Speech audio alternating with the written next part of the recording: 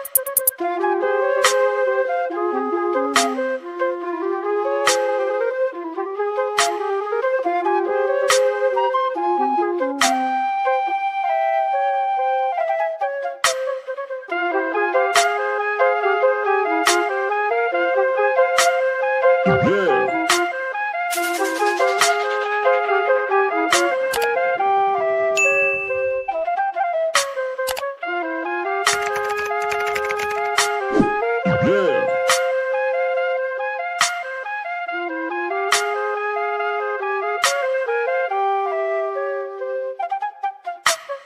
You have now mastered the basic skills.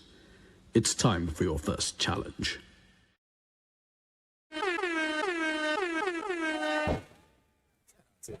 Shout out to the chat. Shout out to the chat. Grand rising, everybody. Happy Sunday to everybody out there. Hopefully everybody's having a wonderful start to their Sunday morning. It's been a beautiful start for me.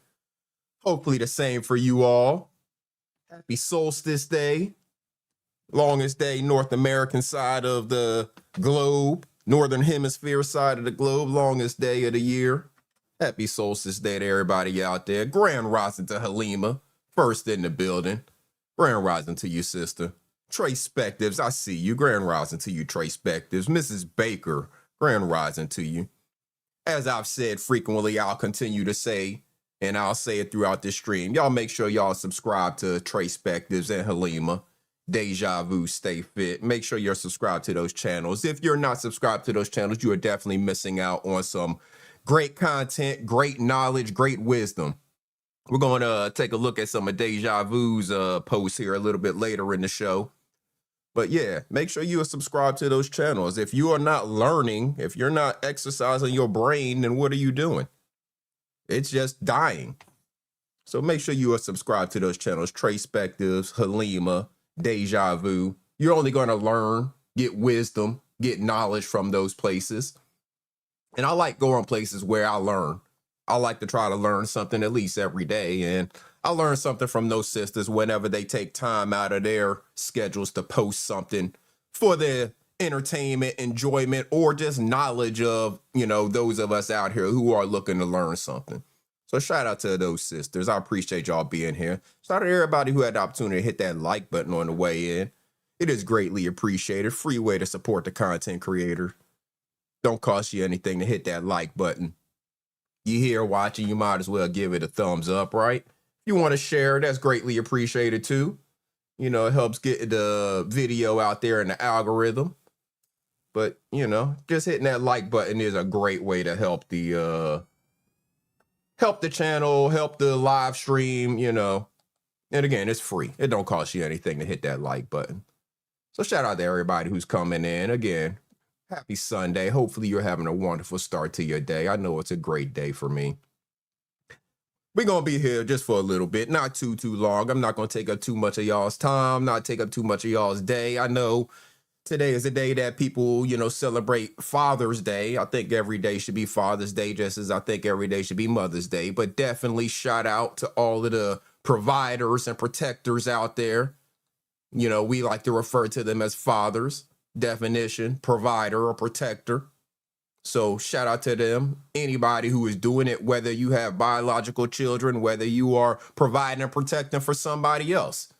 It makes you qualified and fall under the definition of father. Now, other people may not agree with me, but I know words have meaning. And when we look up the meaning of the word, that's what it is, a provider, a protector. Doesn't talk about anything to do with inserting semen into a woman, for lack of a better term. You know, it doesn't talk about anything like that. It talks about providing and protecting. So shout out to all the fathers out there. Today is the day that they celebrate some of y'all. Some of y'all may not be getting celebrated as much, and we'll talk about that a little bit too. But shout out to everybody coming in, hitting that like button. It is greatly appreciated. As y'all know, we like to start off by celebrating over here. You know, we like to keep things on the up and up, on the positive tip. And we like to start off by celebrating the wins of people. Shout out to Angel Reese. Angel Reese, fastest player in WNBA history to reach 1,000 points and 1,000 rebounds. They've put a whole lot of negativity on her name as she was coming into the league. The whole deal with her and Caitlin Clark and all of that. Well, Angel Reese is out just doing big things. Since she's been in the WNBA, she's done nothing but big things. I can't say exactly the same for Caitlin Clark, but hey, we're going to talk about the positive side of things. We're going to celebrate this sister who is taking advantage of her opportunities. She's playing for the Atlanta team now. Got traded down there this season. And she's taking advantage of her opportunities. Shout out to her. 1,000 rebounds, 1,000 points. Fastest player in WNBA history to do that. So shout out to Angel Reese for continuing to stay on her grind, continuing to build her business, build her following. And she's doing positive things with it. So shout out to her, man. Shout out to Angel Reese. Absolutely. Shout out to them Carolina Hurricanes, your 2026 Stanley Cup champions. Yeah, the local team got it done. It's been 20 years, and they got it done again. Last time they won 2006. But they got it done again here in 2026. The 2026 Stanley Cup champions in the NHL, Carolina Hurricanes. Shout out to them. I know I have a lot of friends, co-workers who follow hockey a whole lot closer than I do. You know, they have season tickets. I have a friend who is really like a sister to me who actually took a picture with the Stanley Cup. You know, the team, they get to take the cup on tour. And they've been touring all over Raleigh and all of the places. And, hey, she happened to be where they were. She took a picture with the coach, Rob Brindamore, and with the Stanley Cup. You know, they had it on the back of the truck. So shout out to them Carolina Hurricanes. Shout out to Rob Brindamore.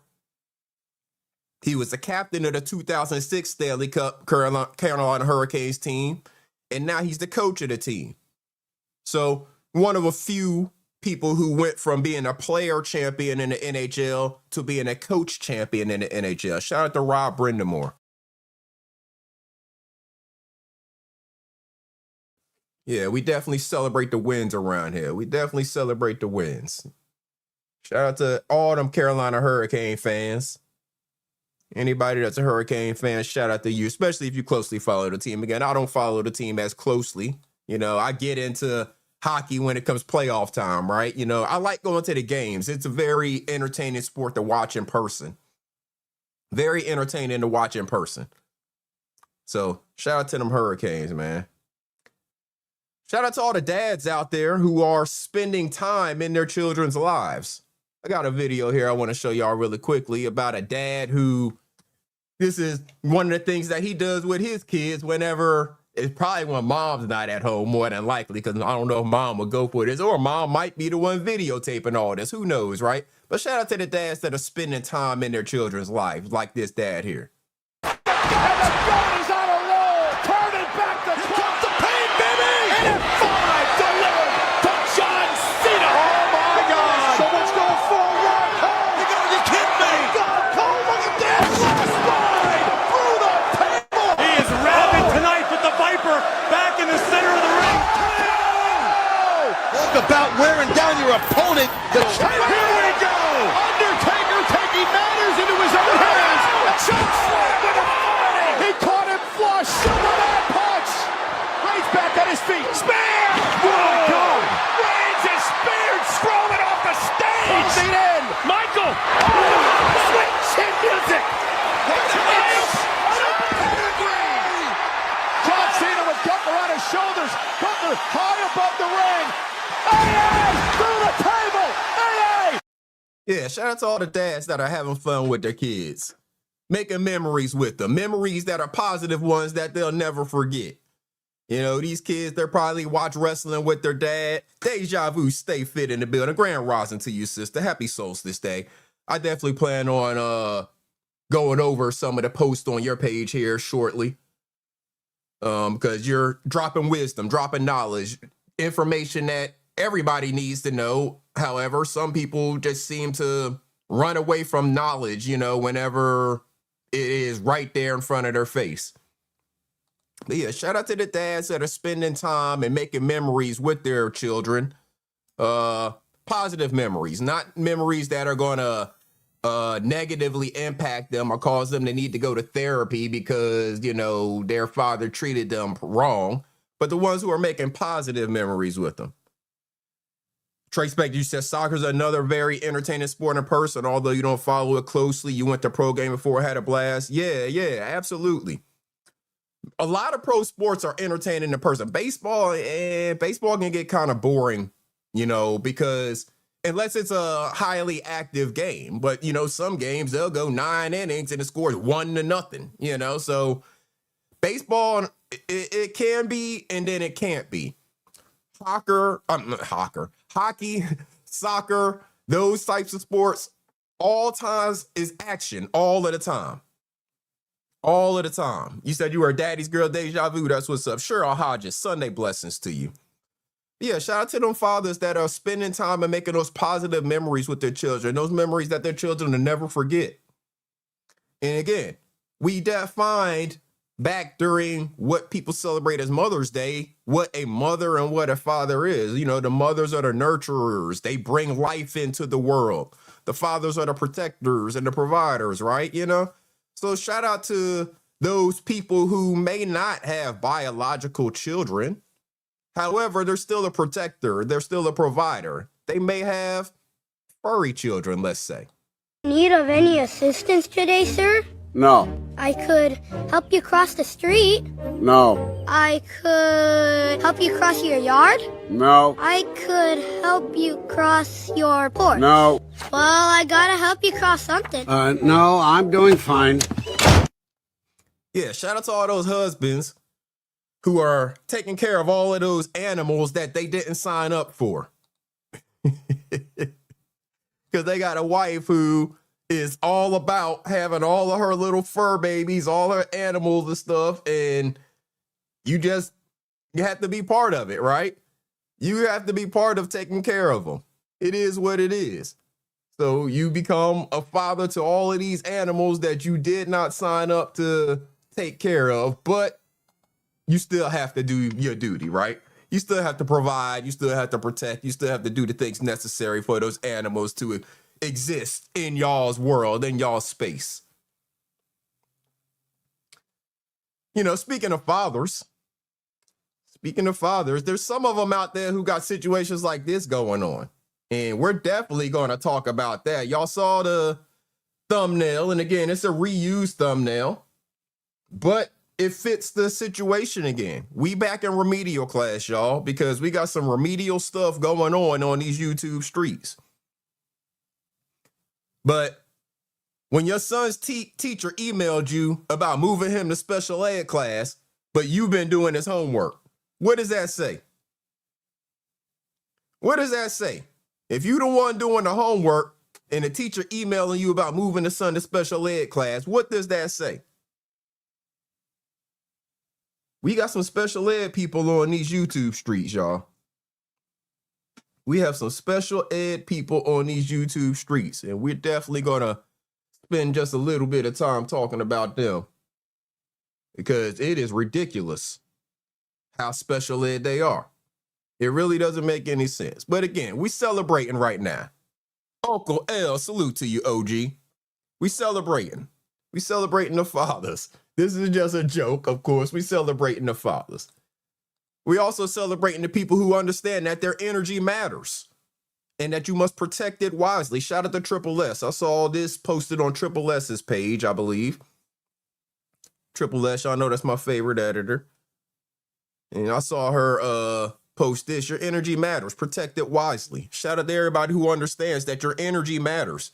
If you're spreading positive energy out in the world, then you'll probably be surrounded by positive things. If you're spreading negative energy out in the world, well, you're probably going to be surrounded by negative things. You get what you put out. So the energy you put out into the world is the energy that you're going to receive. Your energy matters. Protect it wisely. Understand who you surround yourself with, who you allow into your circle, into your aura, because they have energy with them as well. And if they're bringing negative energy, some of that is going to transfer to you because energy transfers. It's not created or destroyed, it transfers. So if you're going to bring a bunch of people around you who have negative energy, some of their energy is just naturally going to transfer into your aura. And what you do with that, what's going to happen with that is up to you. But yeah, you got to protect your peace. You have to protect your peace. And a lot of that deals with the energy that you give off and the energy that you accept to be around you. Again, I'm just here to put out the information because I know from experience, I know from learning, not everybody wants to learn. Not everybody, wants to read and open their mind to let other people's knowledge and experiences in. Well, I'm not that person. I understand that a person who has experienced things can teach me. So the energy that you put out is the energy that you're going to get back. If you're spreading a bunch of negative energy out here in the world, that's what you're going to get. If you're accepting a bunch of negative energy people around you, that's what you're going to have around you. You have to understand that and you have to protect that. Shout out to Knowledge is Power TV. Salute to you, bro. Supposed to be like this all the time. Hold on, you said, are you supposed to be like this all the time, but they get ignored? I only get acknowledged when people, they actually post stuff like this.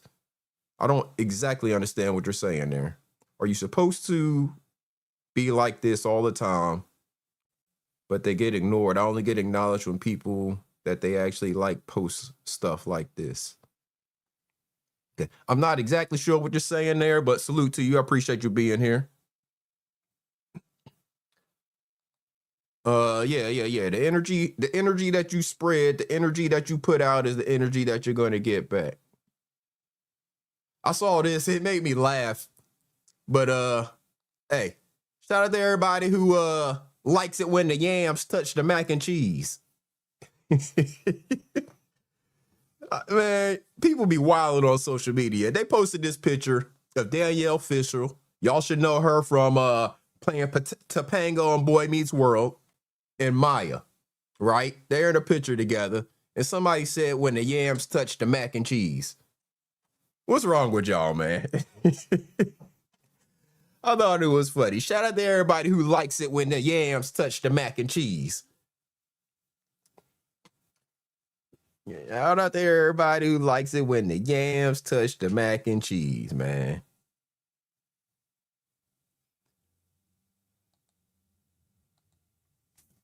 Shout out to everybody who had the opportunity to hit that like button as well. Again, we celebrate the positive things in this world. we understand that things like racism are taught to people. And you can understand that by watching children who are too young to understand what racism is interact with one another, right? They don't bring that energy in because they don't understand what it is. They haven't been jaded by negativity in their world to make them have negative feelings about someone just because of the color of their skin, right? So look at this. This is an example of how racism has to be something that's taught to people, because if it were just natural in people, if we were naturally inherently made to dislike someone because of the color of their skin, situations like this wouldn't happen.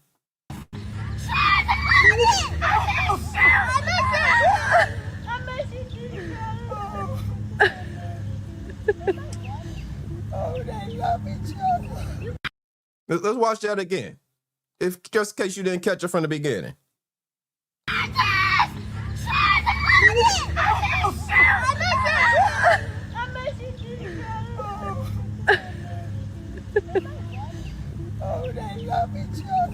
So you see two kids there, a white kid and a black kid, and they are running towards each other, screaming each other's name, hugging and embracing one another, talking about how much they missed each other. I don't know how long it's been since they seen each other. It doesn't matter. The fact that they love each other in that way, they miss each other. When they see each other, they greet each other by screaming their names and embracing one another. No matter that the black kid has his head in braids, the white kid has a little buzz cut, none of it means anything. Why? Because they haven't been taught to be racist towards one another. They've been taught to love their friend no matter what their friend looks like. They miss when their friend is not around. Shout out to their parents for raising them properly, not instilling that negativity into them. That's the positivity of the world, man. There's a whole lot of it. It's easy to find the negativity of the world, right? It's very easy to find the negative things in the world.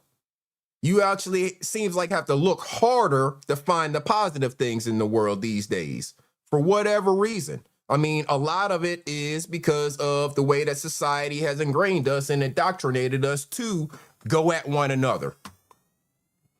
It wants us to be at odds. Clarence Banks Jr., what up? Salute to you, bro. Society wants us to be at odds because the government and a lot of entities make money off of us being at odds with one another, but we don't have to be.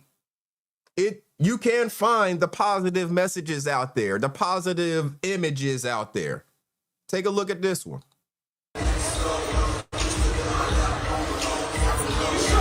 I posted that video to the beginning of this video to show you what the government and the media would hate to actually. So what you see in the beginning of that video, I'm gonna rewind it back so you can see it again. You see a black lady showing a white lady how to dance to the song. They playing some hip hop music and they look like they're in some kind of arena. I don't know what they're there for, whether it's a graduation or what. But the black lady is showing the white lady how to dance to the song. She getting her hands in the right position and everything. And showing her how to dance to the song so they can dance together. Let's watch it.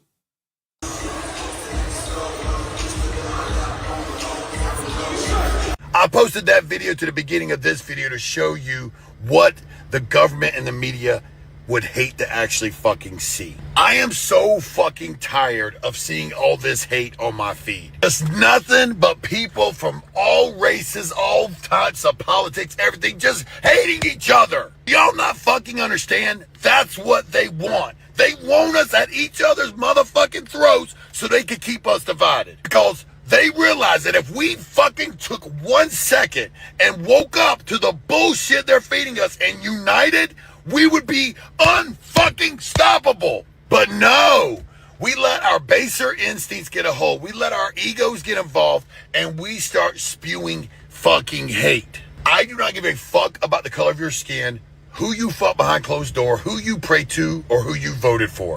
All of y'all are wrong. because you're all hating each other, you're yelling at each other, you're cussing each other, you're threatening each other, and the government and the media are fucking winning. So congratulations on accomplishing exactly what they wanted. Are you proud of yourself? I don't know about you, but I refuse to play into that game. So I'm sending this message out to everyone else. I fucking love you regardless of who you voted for, regardless of the color of your skin, regardless of who you fuck, and regardless of who you pray to. I hope you all wake the fuck up and have a good day. Shout out to the big old Texan family. Y'all can follow the brother on IG. That's where I follow him. He may be on multiple other platforms as well. I follow him on IG and, you know, constantly messages like this.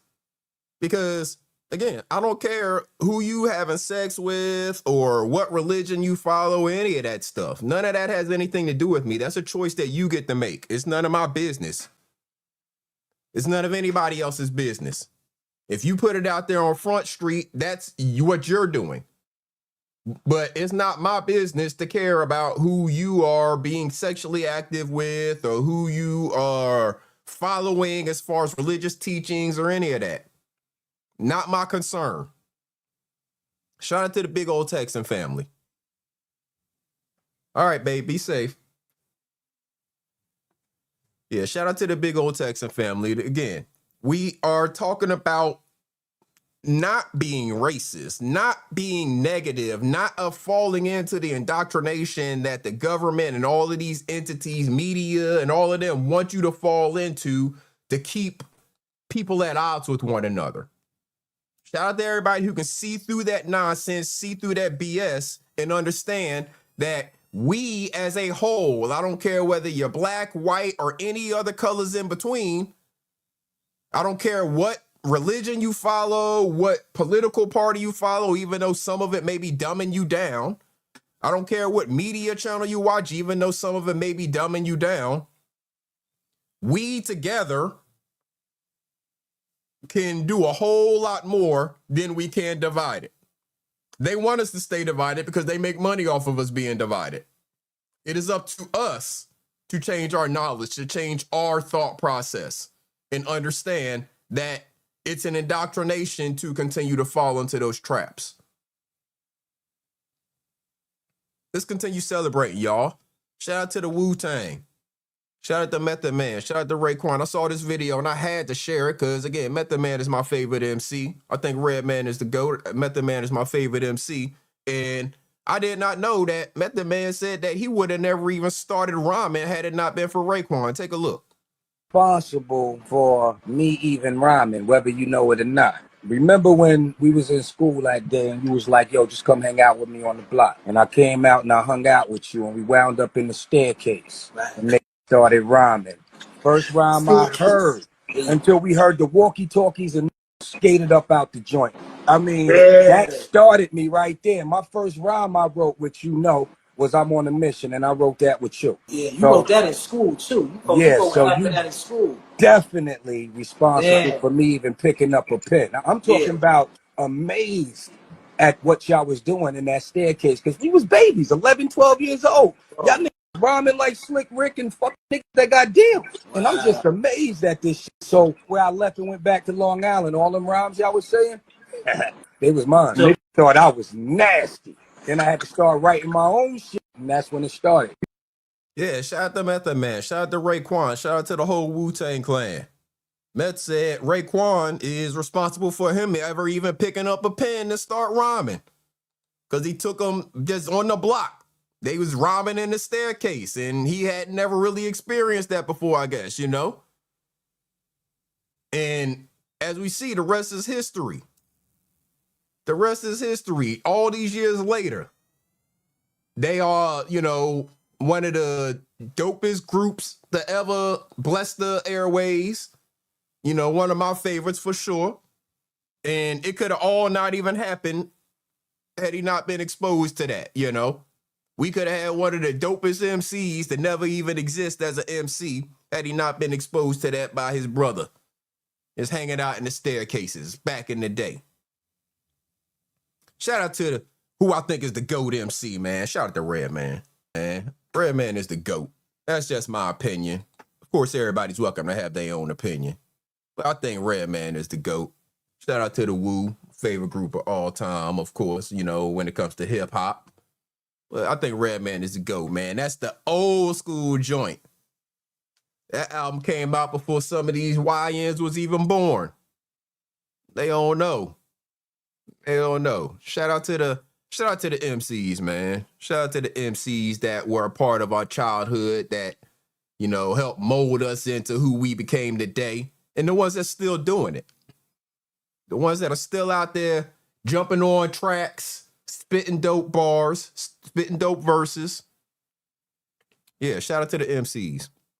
Shout out to Deja Vu, y'all. Let's take a look at Deja Vu's page. I tell y'all, make sure y'all subscribe to Deja Vu. Make sure y'all subscribe to Halima. Make sure y'all subscribe to Trey Spectives. Take a look at Deja Vu page, y'all. Y'all can just go to her posts alone and see just knowledge. This is some health tips she dropped a few days ago. Fruit sugar is not the same as fake sugar. That should be common sense to y'all. Unfortunately, the schools and all of them don't tell you that. They don't tell you how to read the labels whenever you pick up, you know, something in the grocery store. If you see high fructose corn syrup is one of those first two ingredients, if it's in there, period. But typically it's one of those first two ingredients. That whole thing is poison. It's trash. You need to throw that away. You need to throw that away. Because fruit sugar is not the same as fake sugar. If you're getting your sugar from fruits like watermelon, which also is going to give you great hydration, as you can see in another Deja Vu post about hydration. Look at that. Hydration. This is Deja Vu. Make sure y'all are subscribed to her page. Cucumber has good high water content and is refreshing. Coconut water is better. Natural electrolytes and hydrating. Watermelon is the best. Hydrating, juicy, and delicious. What are you doing if you are not subscribed to these pages that are giving you this information? This is free information that Deja Vu is giving you. For the free. But it is great information. Look at this. Male health habits. Morning sunlight. I greeted the show talking about how today is solstice. Happy solstice, right? Get out there and enjoy some of that sun. Morning sunlight regulates testosterone, boosts mood, vitamin D, and circadian rhythms. Strength training. Of course, you know it's important for you to work out. Keep your body healthy. Deep sleep. 7 to 9 hours of quality sleep. Boost testosterone, recovery, and brain health. Walking. Of course, walking. You got to get your heart rate up. You got to get things moving. Sitting stagnant in a chair forever is not the way to healthy life. Nasal breathing. You got to deep breaths in.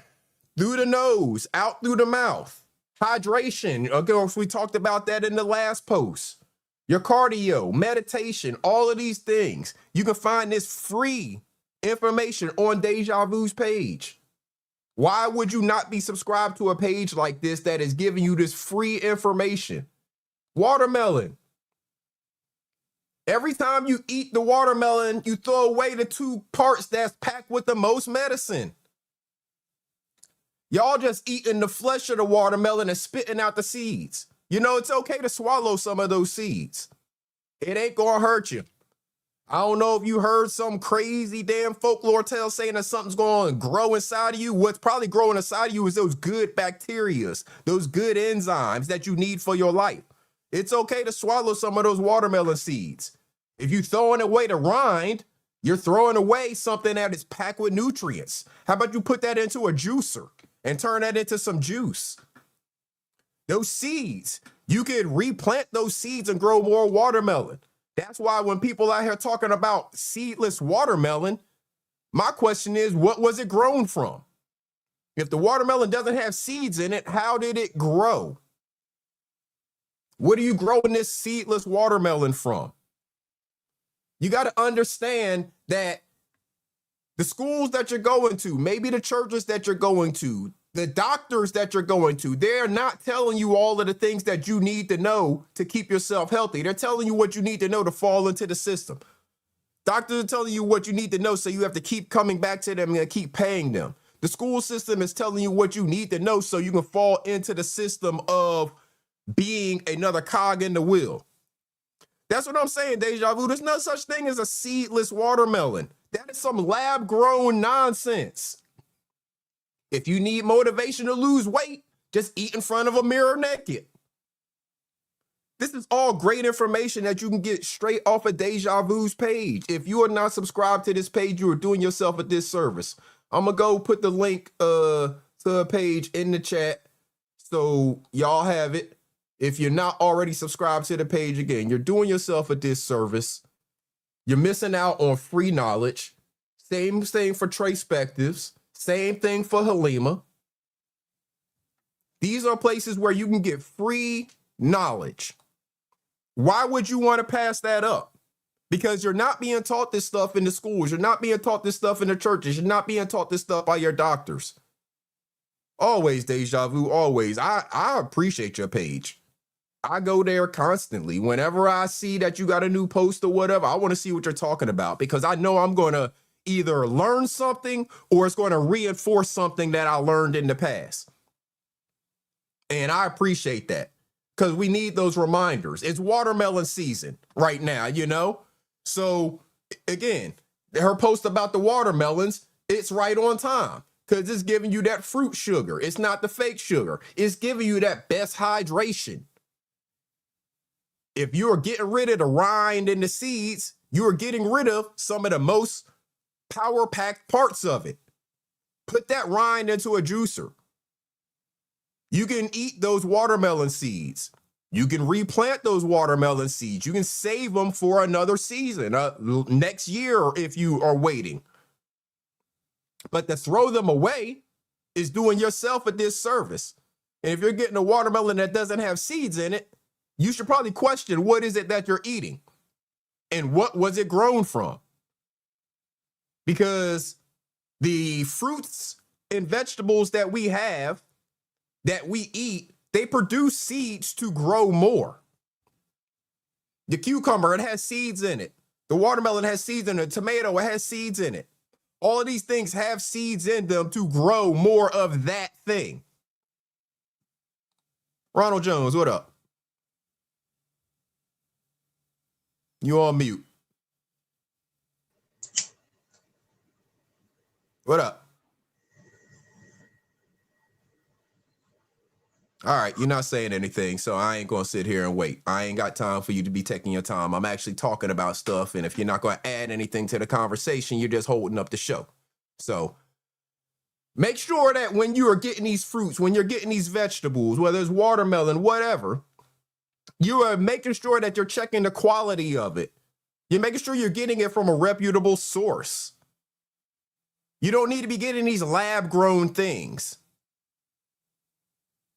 These things that are, you know, exactly. God has given us everything that we need.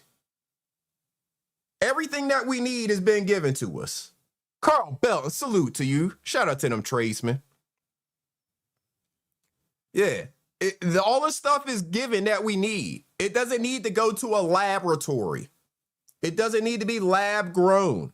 It's all right here natural, and it reproduces the things that it needs. Ronald Jones.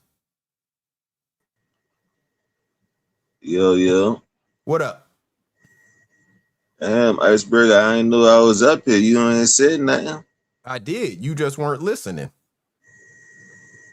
You probably were just talking too fast. Well, yeah, if you talk too slow, maybe you need to listen faster. What's up, though, Iceberg? You talking Chillin', about them little vegetables? Yeah, fruits and vegetables, man. What do you feel about seedless watermelon?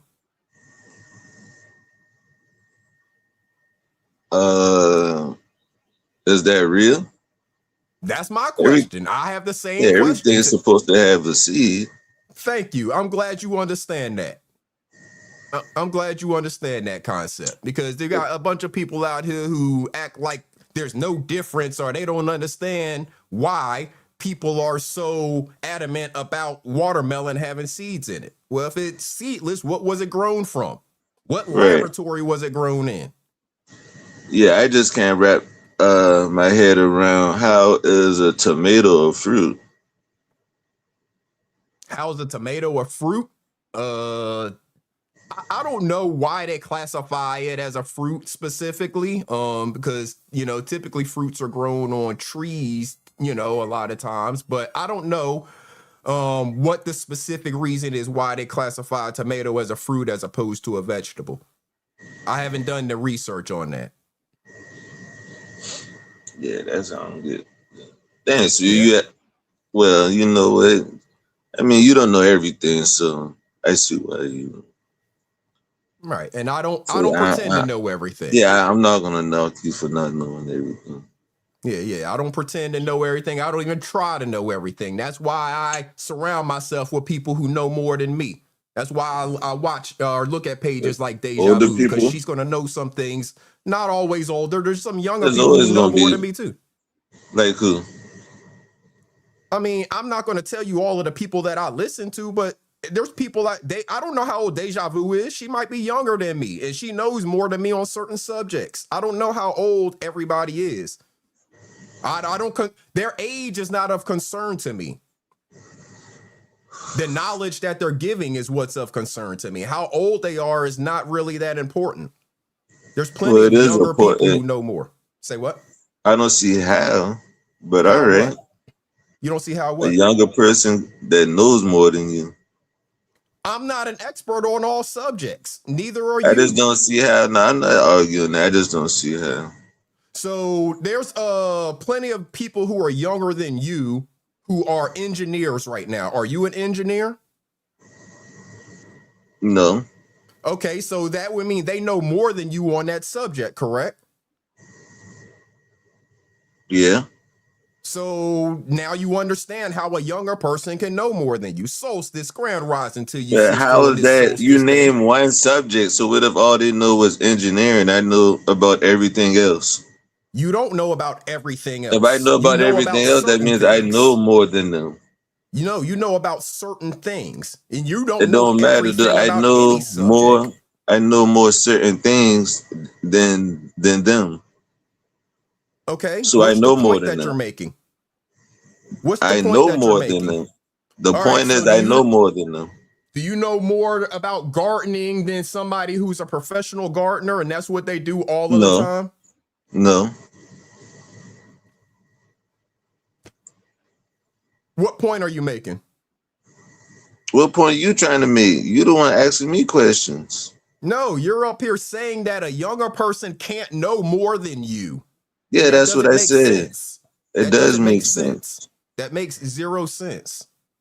Well, I am about to argue with you. It's all good. Did you have something else to add to the conversation? Yeah, I want to talk about gardening. What about See, you older than me. So I can actually, I'm pretty sure you know more than me. On certain subjects, not all subjects. I'm pretty sure you know more than me. You live long enough. You should know more. Listen, you're younger than me. You know more about prison than I do. You see how that works? I've never been to prison. Yeah, but you're not going to say you want to learn about prison now, do you?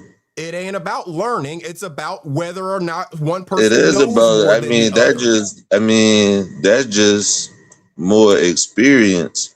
But you're not going to want to learn. But you're not going to want to learn it.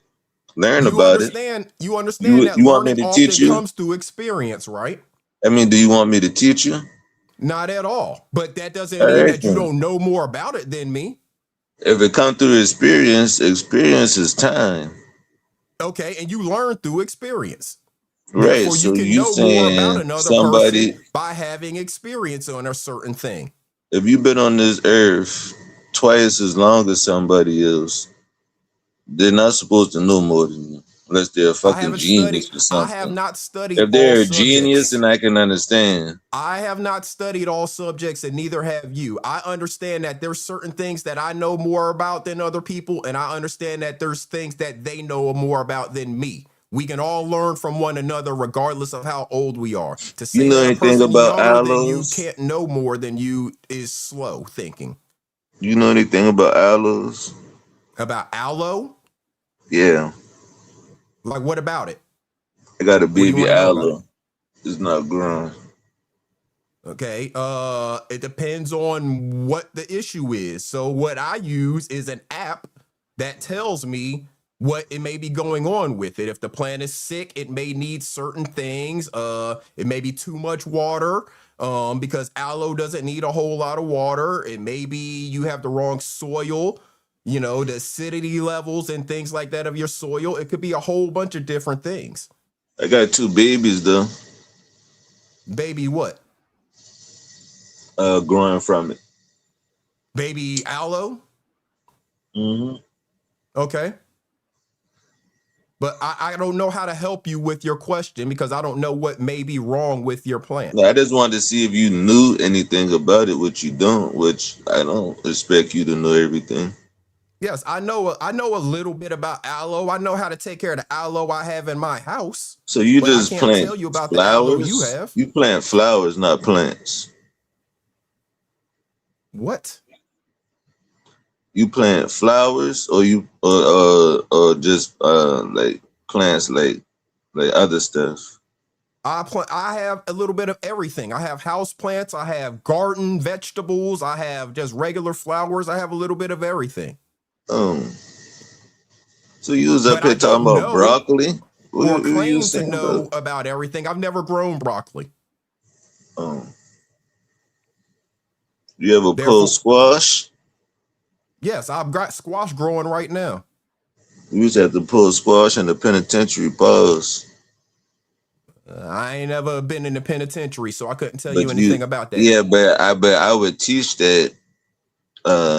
If I mean, like that's something. If you didn't know, I would teach you how to do it. Well, I already know how to grow squash and harvest it and all of that, so I don't need your assistance with that. You go squash in your backyard? Yes, I'm growing it in a container right now. You got in a container. Yes. Have you ever heard of a container garden? No, I mean, have you ever shown it? Grand Rising. Say what? I mean, you like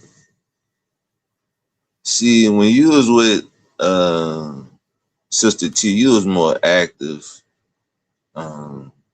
So because I don't show every aspect of my life on No, YouTube, I'm not saying that. I'm not saying that. I'm not saying that. I'm just saying. What am I growing in my backyard right now, Ronald? No, that's not what I'm saying, Iceberg. What I'm saying is that you had showed it. Slow. I just saying, bro, you had showed it yourself. Like you took it upon yourself to show it. Okay, and now I haven't showed it, but that doesn't mean I'm not still doing it. No, that's not what I'm saying either. I'm not saying that. So what are you don't saying? have to Because show. you're not making any sense right now. I'm telling you, you talking about box, and then you asking me if I seen it. Nigga, you ain't show it. I don't have to show you my container garden for you to have I'm seen just a container saying, garden. but I'm just saying only you would know about stuff like that. No, this is not true. There's a whole bunch of people who know a lot more about that than me. Some Well, you people know, who are I ain't know younger nothing than about me. that. I talking about in the field or in the backyard. You would have had a bunch of holes in your backyard, but I don't know what you're talking about, Ronald. And I would like to move on with my show because you are not making a whole lot of sense right now. We talking about squash. You say you What you about it? You say you grow squash in a container. What's your point? And then you asked me, have I seen one before? I didn't ask and I you, said, have you nigga, seen you one? ain't You never. said you have not. Yeah. I don't care whether or not you've seen one. You ain't show it. And I don't plan to. Because it's not my job to educate you on container gardening. But you asked me, have I seen one? No, I did not ask you if you've seen one. Bye, Ronald. I got better things to do than sit here and go back and forth with you on nonsense. So, as we continue, again, make sure y'all are educating yourself. Deja Vu, make sure you're subscribed to her page. Make sure you take a look at the post that she is posting, because it is just education for you. It is just free education for you. Again, if you're eating watermelon, buying watermelon, and it don't have seeds in it, you might want to question what it is that you're eating and what lab it was grown in. Here's some education about salmon. If you're buying salmon, here, get some education from this gentleman right here. Buy salmon with white stripes in the flesh. See those thick white lines running through the fish? That is called myoglobin deposits. It happens when the fish is farmed in tight pens where it barely moves. The muscle fills up with fat instead of protein because the fish never had to swim. That is why the texture feels mushy and the flavor is weak. Now look at this one. Clean flesh, deep red color, almost no white lines. That means the fish was active, the muscle is dense, and that is where all the omega-3s and protein actually are. Most people grab whatever salmon looks the brightest and biggest and never check the lines. Now you know, I have tricks like this for every food you buy. Comment yes if you want more videos like this, and follow me so you do not miss a single one. Make sure you are educating yourself. Again, we don't learn this stuff in schools. They don't teach it in schools. They're not teaching it in most of the churches. They're not teaching it in the doctor's offices. JT Moneyman 410, what's good? Make sure that you are paying attention to this free advice, this free knowledge that's being put out there for you, especially with the things that you commonly eat, the things that you're commonly looking at. You may have been miseducated about how to properly look for these things. Like Halima said, she has to search now for seeded lemons and grapes. That's crazy that we have to search for things that have seeds in them. Why do you think that they're taking the seeds out of them? Why do you think the seeds are disappearing? Let me find that for you, Solstice. Why do you think that the seeds are disappearing? Because they want you to lose the ability to be able to grow these things on your own. The name of that is Old Man Harvest, Solstice. Old Man Harvest. That's where I got this from. I got it on Instagram. Old Man Harvest on Instagram is where I followed it. Again, he may be on other social media sites, but that's where I found him. And that's the name of the page, Old Man Harvest. So again, you got to educate yourself on these things that you are buying, that you're looking for. Yeah, knowledge. You said that's the color you look for with your fish, the red. Let you know if it's breathing properly or built in a laboratory. Absolutely. Absolutely. Rachel Banks, Grand Rising to you, sister. I saw, who was it? Halima said you getting back into juicing. Yeah, bought some pineapple, green apples, cucumber, and ginger. Yeah. And again, with them watermelons, the rind of it has so many nutrients in it. Juice the rind of that watermelon. Keep them seeds. You can either eat the seeds, you can chop them up, be a part of your juicing. It can be something that you're saving to replant later. But if these things don't have seeds in them, you might want to question, what exactly is it? Where was it grown? Is it actually the thing that you are thinking that you're eating? Or is it something else made to look like it? Because in these laboratories now, they are basically making things that have no flavor, no proper color, no seeds, but they make it look like an apple. And you buy it because it's a pretty green apple. Well, all of your apples aren't supposed to be bright, shiny green or bright, shiny red. Certain things are seasonal. So again, it's watermelon season now, but you can go places all year round and be finding watermelon. And unless somebody's growing it in their greenhouse, you might want to question, where did that watermelon even come from? Because we know that watermelons grow right now during the summer season. That's why you see them in abundance right now. We know that peaches grow at a certain time of year. Roll, Rich, let's talk about it. Top of the morning to you, bro. Salute.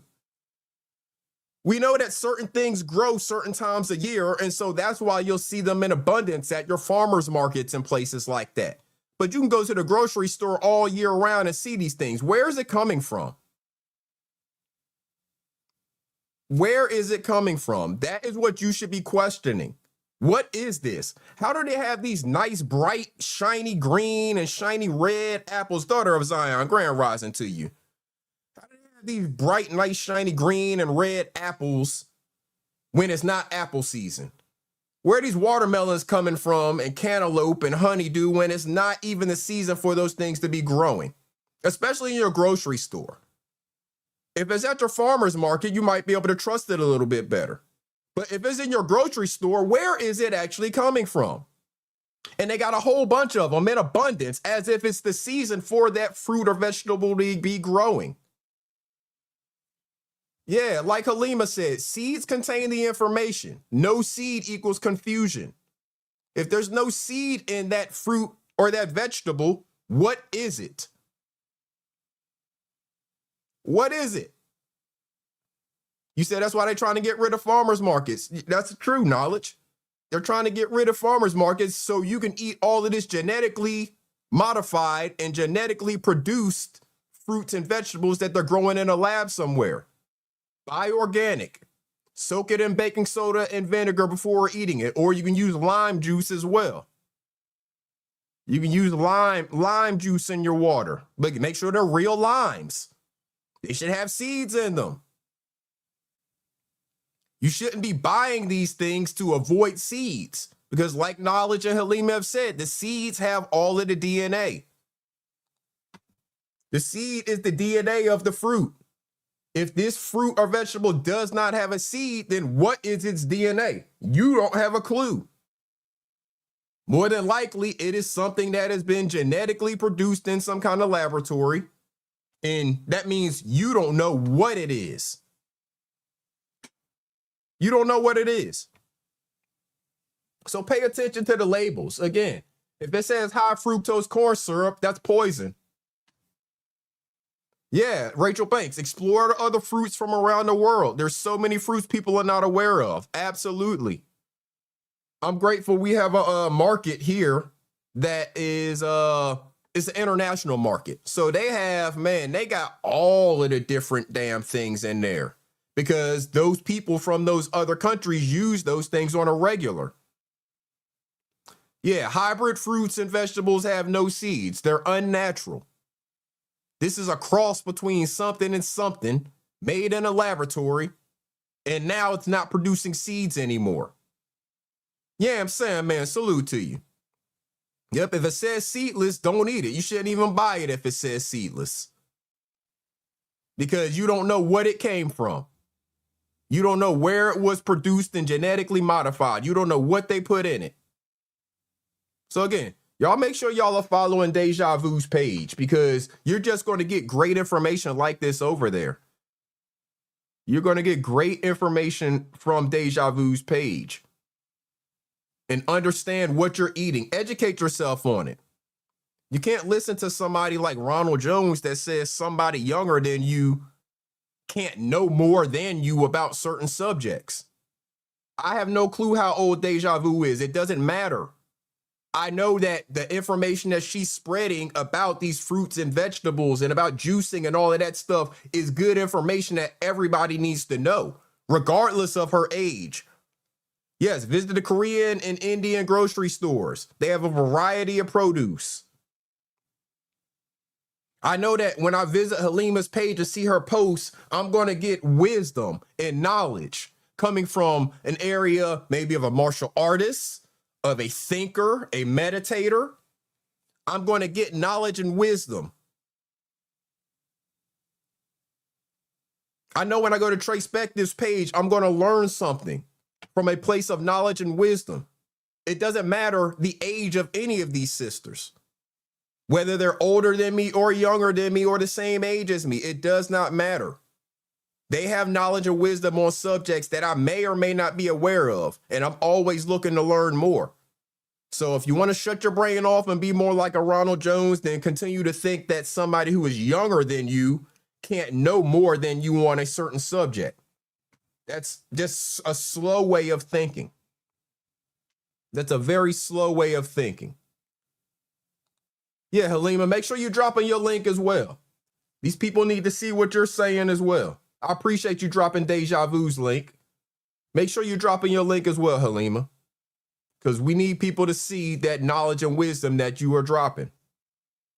We need people to educate themselves. And I know that I don't know everything about any subject. I'm always striving to learn more about different subjects. Whenever you think you know all there is to know about a subject, that's when you start becoming dumb in that subject. Because most of the things, now this knowledge about fruits and vegetables, this stuff goes back to the beginning of time. There's not a whole lot of changing in it.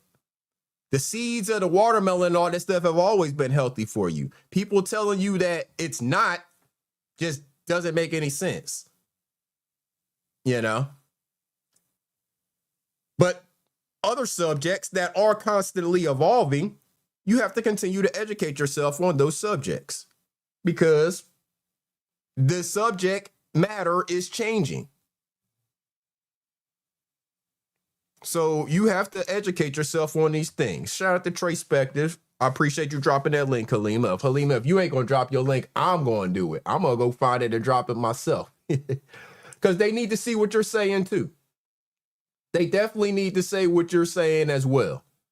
I'm telling y'all, just looking at their community walls would just be a education session for you.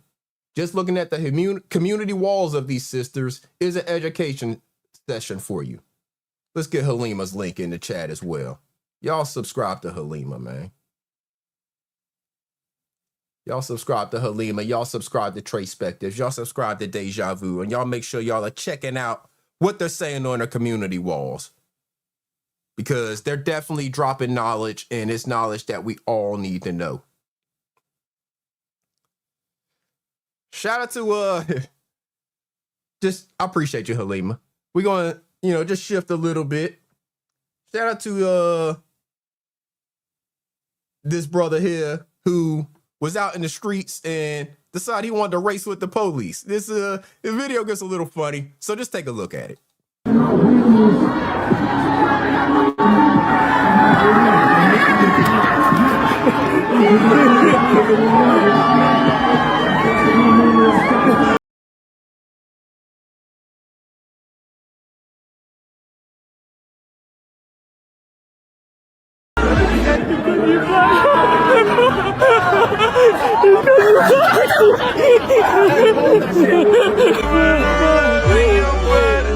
That's funny. That shit was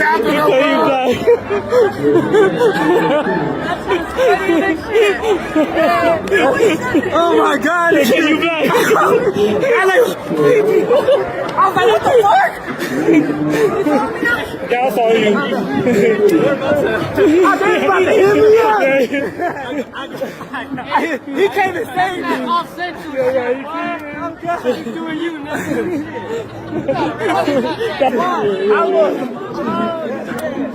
W off central. Shout out to the brother.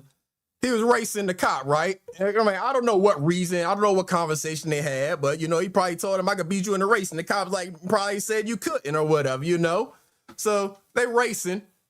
They get down to the end of the street, and there's a whole bunch of other cops down there. They thought he was running from the cops, so they was about to hem him up.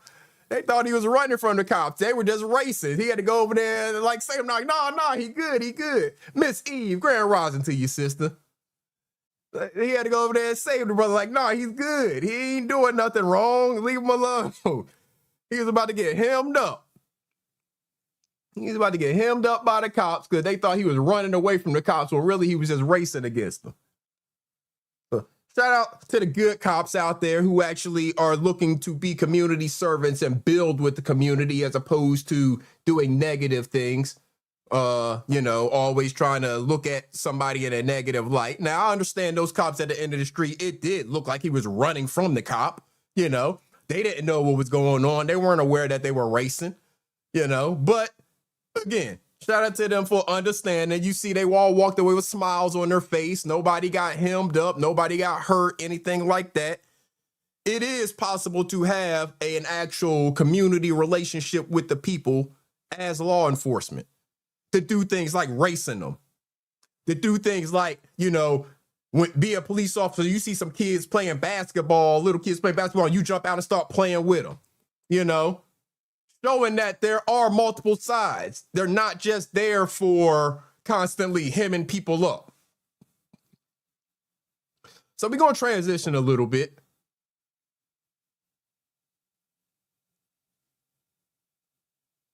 Oh, yeah, Tracepectives. Absolutely, Tracepectives. So we're going to transition a little bit. Shout out to my sister, Triple S. Y'all know Triple S is my favorite editor. And she dropped a couple of videos that I wanted to just shine some light on because they're going to help me transition into the subject that I want to go into next. So shout out to Triple S. Let's take a look at these videos real quick. If you thought Garrett came up with this all on his own, I'm telling you, man, that nigga, listen, that nigga will put anything up in his ass and it'll come out the regular form. It won't be smashed, like none of that shit, boy. You were very sadly mistaken. Anytime he eat, the shit don't even get a chance to digest. It come out whole. If he eat a real, all the shit he did, it just come out in chunks. Just come straight out his ass. You don't get a chance to digest. That boy fucked his guts up in there. But TJ, how did you and your homeboy and them get that country band? Boy, don't tell me you was a motherfucking packer. Don't TJ, boy, don't tell me you was motherfucking packing loaves of bread up your ass and packing cigarettes and shit. That's why your motherfucking old lady called you bunker butt. I think this boy was a packer. Yeah, anybody that needed the iPhone, what the kind of phones they had when he was locked up? Anybody needed them flip phones? No Nokia, no. A motherfucking chirp phone? That boy had 3-4 cell phones up his ass at a time. That's why they call you the candy man, boy. Because you can get all type of candy in that motherfucker, nigga. Just pack your ass with candy, motherfucking ding-dongs, noodles, nigga cards, motherfucking checkers, chess, all that shit. Just put it up in goddamn bunker butt. Yeah, shout out to Triple S, man. Shout out to Triple S. Let's see another one from Triple S. I don't want no coochie. Coochies are ugly. This is nasty. Got your shit. I don't want to see that. I'd rather look at your ass. You send me some ass. I don't want to see your coochie. Ew. Let's go back to I don't want no coochie. Coochies are ugly. This is nasty. Got your shit. I don't want to see that. I'd rather look at your ass. You send me some ass. I don't want to see your coochie. Ew. I don't want to look at your coochie. Coochies. Ew. I don't want to see that. I don't want to see your coochie. Ew. You wonder why we call you a yay. Coaches are you wonder why we call you when a I met yay. up with KB, I left my phone in the wonder car. why we call you a yay. All right, I had to ask KB what time it was. He was like, yo, where your phone at? I was like, bro, my shit in the car. I don't even want you thinking I'm doing no cruddy shit behind your back. Why you maybe doing something over here, doing something over there. Nah, bro, it ain't that type of party. You know what I'm saying? I'm not going to catch you in no compromising photos and nothing and then bring them back to the internet later. Put it right here. Hey, put it right here. That's all I want. I want you to put it right there. Because you know I like it in the Gucci, not the coochie. But I gotta have him though, because I didn't like the way how he framed that motherfucking question. I gotta have him. I'm back on mute. Nigga, I want to fuck him. Not you. You ain't gonna fuck him. That's why you shouldn't be talking the way you talk. You ain't got enough ass, and you ain't got enough wind in your paw. You wonder why we call Listen you to a this yay. nigga. You wonder why we call you a yay. That's all it is. Damn me. You know you want about me. Motherfuckers always goddamn worrying about what mod I got, worrying about where I work at, worrying about which dick my goddamn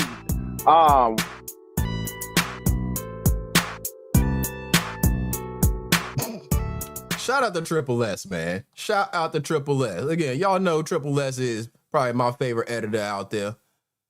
No disrespect to any of the other editors. We got so many dope editors around here, so many talented people in this sector and all over the internet who are dope editors themselves. Triple S just happens to be my favorite. All that remains, salute.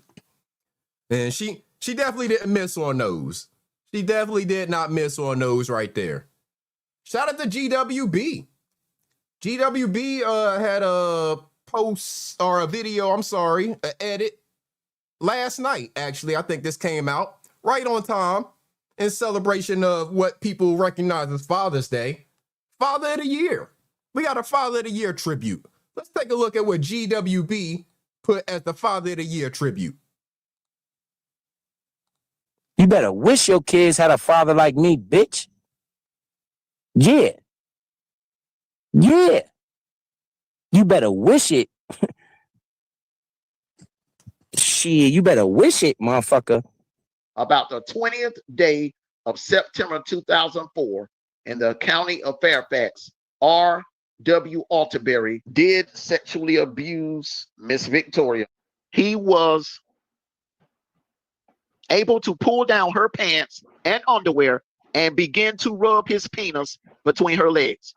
She then states that he then forcefully spun her around, y'all, listen, and stuck his penis in her vagina from behind, from the back, doggy.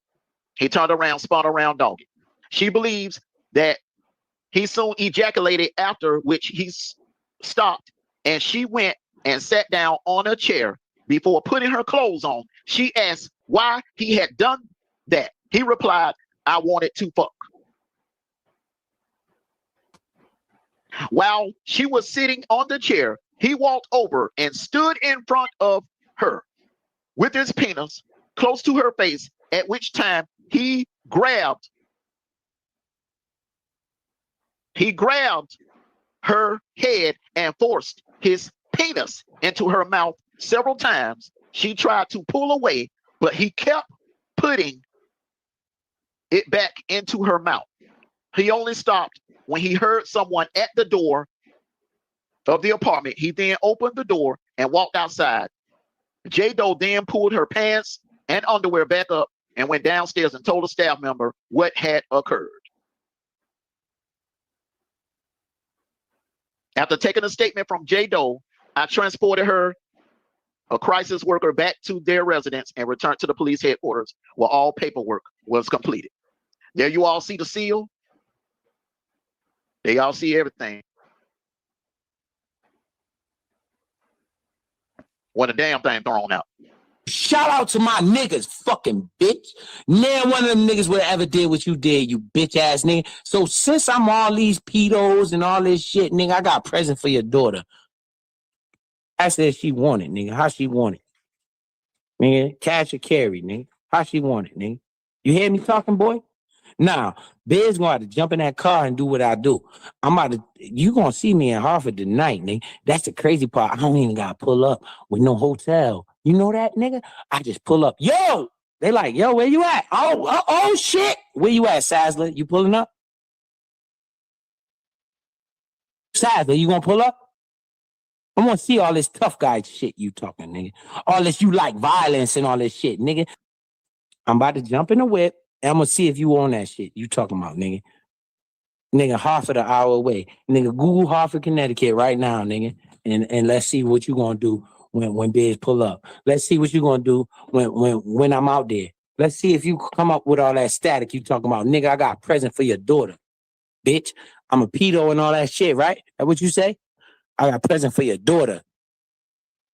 You better wish your kids had a father like me, bitch. Yeah. Yeah. You better wish it. Show them mug shots. I got mug shots. Shout out to GWB recognizing the Father of the Year. Shout out to GWB for recognizing the Father of the Year right there. NC Lady B1, grand rising to you, sister. Blessings to you. Yeah, shout out to GWB for recognizing the Father of the Year. Say all of that craziness. All that crazy nonsense. Just a disgusting person all the way around. But as we said earlier, your energy matters. You got to protect it wisely. There's people who choose to put themselves around this person, keep this person in their aura, and wonder why they keep having negative things happen to them. Well, you're surrounding yourself with negative people, people who put out bad energy. People who think it's okay for them to say things and act that way and take things from people, and it's not. You got some people who don't understand that no means no.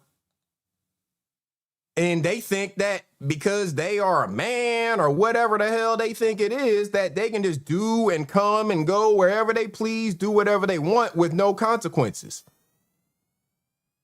Your energy matters. You have to protect it wisely. You have to choose who you allow to be around you, who you associate with. No means no. Means no. Drunk means no. Passed out means no. Wait means no. Stop means no. Move means no. I'm not sure means no. Not right now means no. Silence is not a yes. Fear is not a yes. A yes from someone who can't consent is not a yes. No means no. Look, I don't know when this became complicated. I don't know when respecting another human being became a debate. If somebody tells you no, the conversation is over. Not because the law says so, not because social media says so, because respect says so, because character says so, because integrity says so, because every human being deserves the right to decide what happens to their own body. And here's what I need everyone listening to understand. Sexual assault doesn't always happen in dark alleys. Sometimes it happens in relationships. Sometimes it happens on dates. Sometimes it happens between people who know each other. Sometimes it happens to you at your best friend's house party with someone she knows. Sometimes it happens after someone initially said yes and then changed their mind. And if they change their mind, you stop immediately because consent is ongoing. It's not ownership.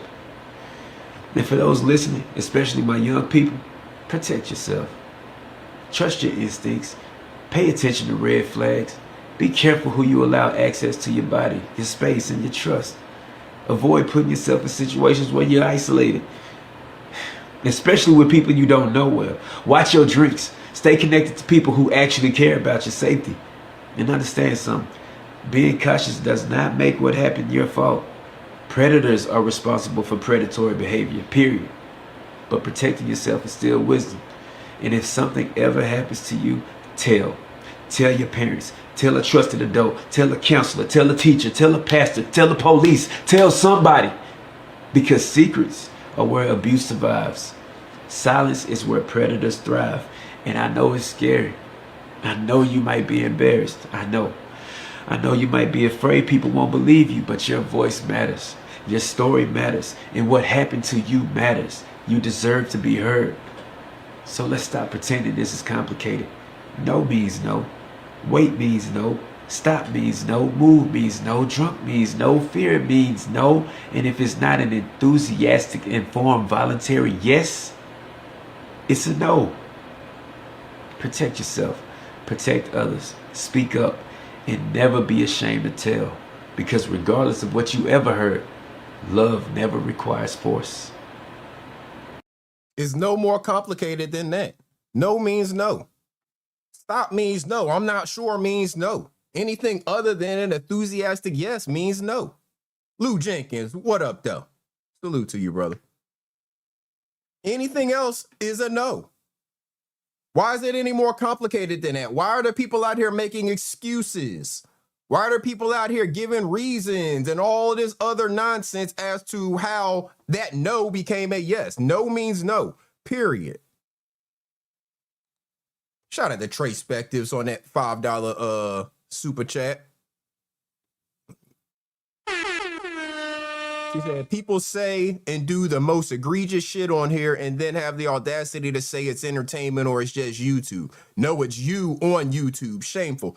Trace Spectives, that's 100% facts. I don't know why people think that because we are on YouTube, on social media, that this is not a representation of who you are as a person. People think they can get on here and act like they're playing some kind of character. Well, in order to play this character that is an actual representation of you, you have to have whatever these egregious things are in your body, in your aura, in your spirit, to even think that it's okay to do and say some of the things that the people are doing. Period. You have to have it in you, the evilness in you, to think that it's funny, to think that it's a joking matter to say these things about a person, about their kids, about what you would do and all of this other craziness. Anybody who comes on here and says they're going to do something to somebody's kid, they want to meet somebody's kid or anything along those lines, they have that evilness in them. They're not playing a character, because what character is it that says and does that type of thing? Who is the character that says that they want somebody's kid to sit on their lap? I don't know what character that is. YouTube is not a movie. You can actually face consequences for the things you do and say on YouTube, because as much as you think you're a character, you are not. And whenever the cops come knocking and asking questions, they're not going to look at you as a character. They're going to look at you as the very person that you are. Drop Squad Pro 901 in the building. Salute to you, bro. They're going to look at you as the very person that you are. So if you want to say egregious shit like you want somebody's underage daughter to sit on your lap, when the cops come knocking, asking you questions about why you said that, they're not going to look at you as this character. They're going to look at you as the very person that you are in real life. And it can have those very real consequences. I don't know who told these people that you can get on YouTube and say anything you want, and that because you are claiming to be some kind of character, that you're not going to have to face consequences for the things you say. I don't know where that dumbass logic and thinking came from. I mean, I kind of do, but I can't just put it specifically on certain people. I mean, like, it probably comes from people who follow stuff like this. You know, you got dumbass politicians like Byron Donalds representing Florida. He's a representative now. He's running for governor in Florida. And his dumb ass has a sign that he's promoting reading to succeed with a misspelled word on the damn sign. Because that is not how you spell achievability. You got people following stupid stuff like that. That is not how you spell achievability, but he's talking about promoting reading to succeed, when he didn't even read the damn sign, or maybe he doesn't know how to read. Yet the people of Florida have him representing them. The people in a certain district of Florida have him representing them, and he's running to represent the entire state of Florida for governor. This is Black MAGA in a nutshell. A bunch of dumb people that are being preyed upon because MAGA knows they're dumb. I mean, I just submit to you, if MAGA is looking to have you on their side and you're a black person, more than likely it's because they know you're dumb. And they know they can get away with saying or doing anything to you. And this is not specific to politics, you know, but he happens to be a politician and he just happens to be an idiot. But it's not specific to politics. I mean, it's celebrities who do it too on YouTube, former basketball players.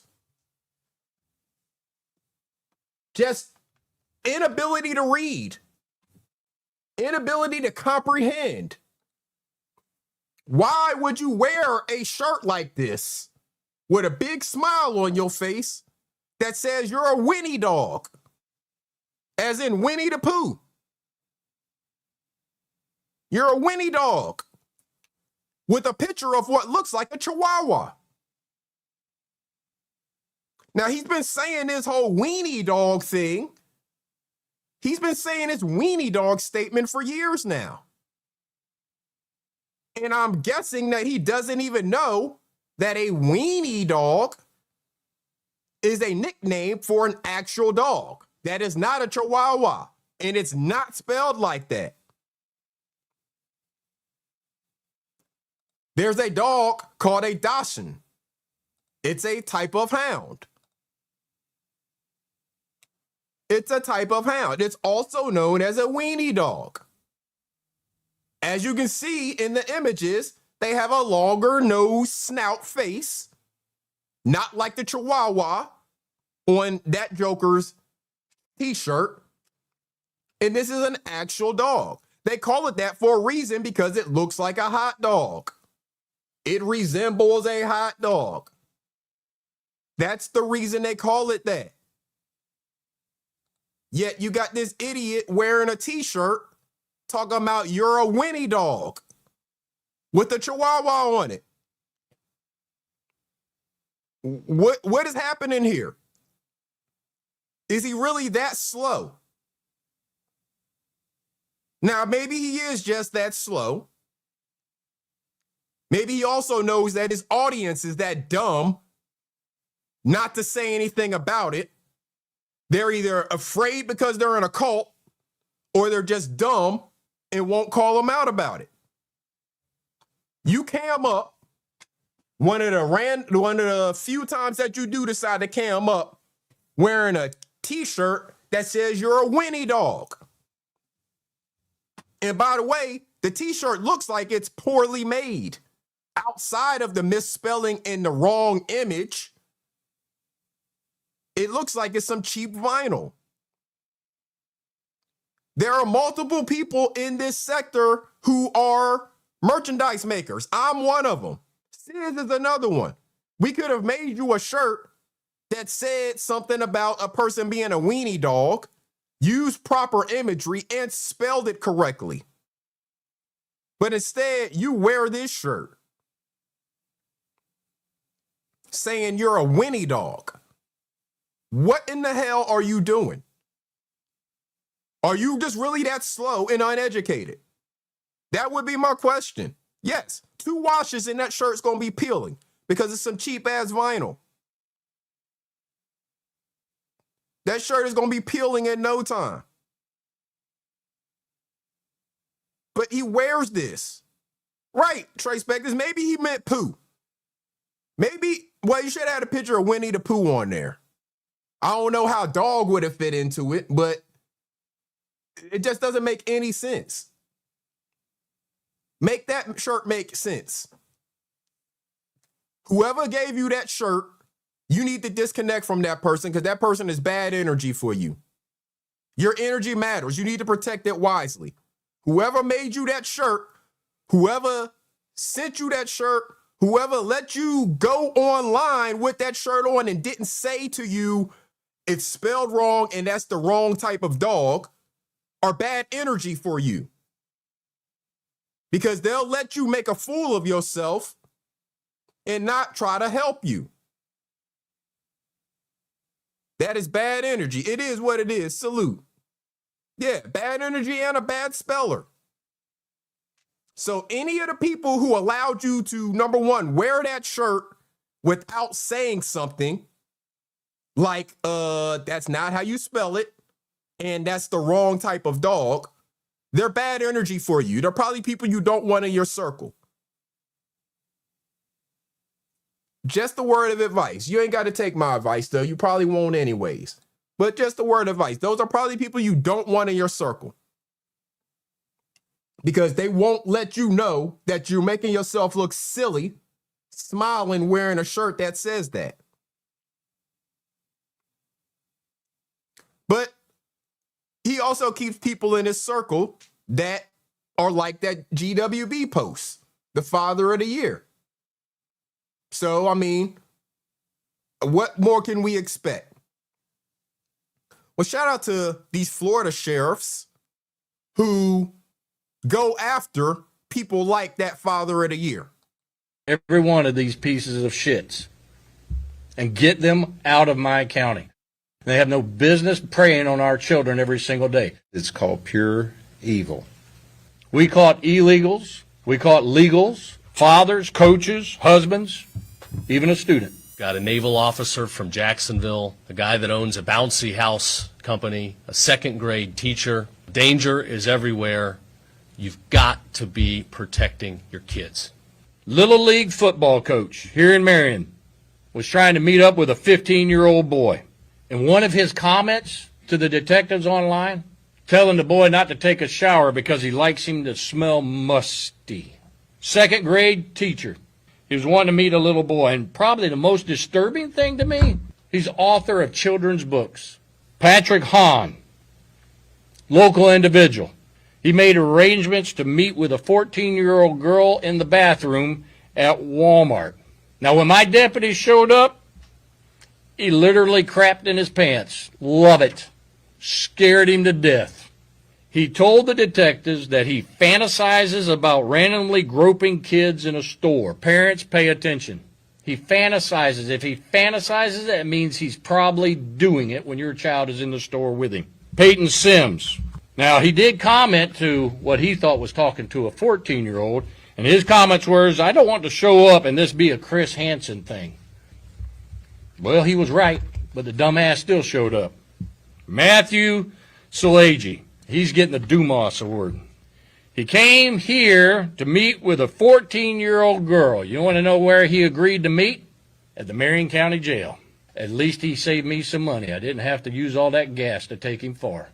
To have some yahoo to show up at a jail shows you that they're not right in the head already. And anybody that thinks they can do this to our children and our loved ones like this, they're not right. They're evil.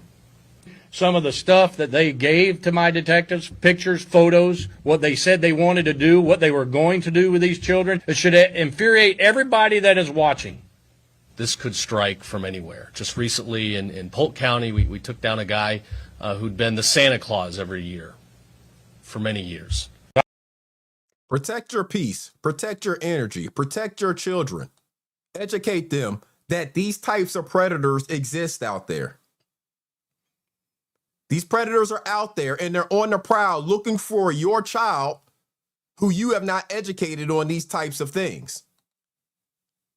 Because they're going to be easy for them to spot. When you haven't educated your child on these types of things, they're going to be easy for these predators to spot and take advantage of.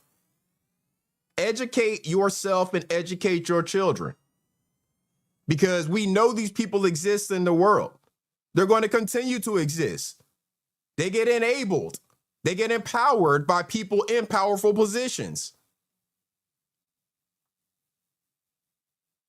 Educate yourself on how to teach your children how to ask for help. Whether they're asking you for help or if you're not around, how they can ask other people for help. Understand what the signals mean when they may not be able to verbally speak for help because they may feel threatened by whoever it is that has them in captivity, but they can still give signals. I shared this last week, and the fact that some people did not understand what it was until I shared it last week lets me know that I need to share it again. Teach your children how to ask for help if they may not be in a position to verbally speak it, but they can signal it to somebody. She is signaling, help me. She tapped the people to get their attention without getting the attention of the person who has her captive, and she's signaling, help me. Most of the people are ignoring her, wondering why she touched them. That lady didn't even look back. Most of the people are looking back and ignoring her. She is signaling to them, help me. That is what that signal means. If someone you see is doing that, and they look like they're in a position where they may be captive, the guy has his hand around her neck, kind of controlling her, then if you are a good person, you're probably going to take action like that gentleman did. You don't have to know her to get her out of that situation. You just have to educate yourself and educate your children on how to ask for help, who to go to, not to keep these things a secret, because that predator is going to tell them that it's their little secret. That predator is going to tell them all of the things that preys on their innocent senses, so they don't tell. There's another side to it too. What's the other side, Knowledge? What's the other side? I would like you to elaborate on that, please. Because I'm talking about the side that's talking about helping people get out of these predatory situations. So please elaborate. What's the other side to it? And again, when you see that happen, observe the circumstances, observe the situation. This is a very public place. There's a lot of people around. So it's not something where you can be taken into captivity.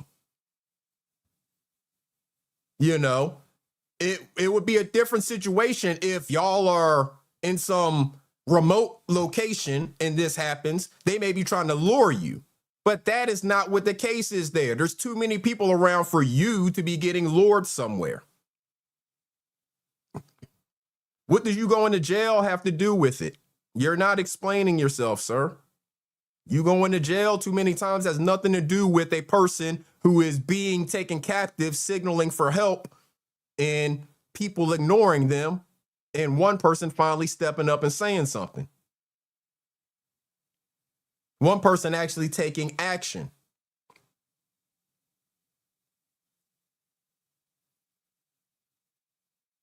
Understand what you are seeing out here in the world, because there are plenty of predators out there. They're roaming rampant, looking for their next victim. And if you don't educate the people around you, it may be somebody who you love that becomes their next victim.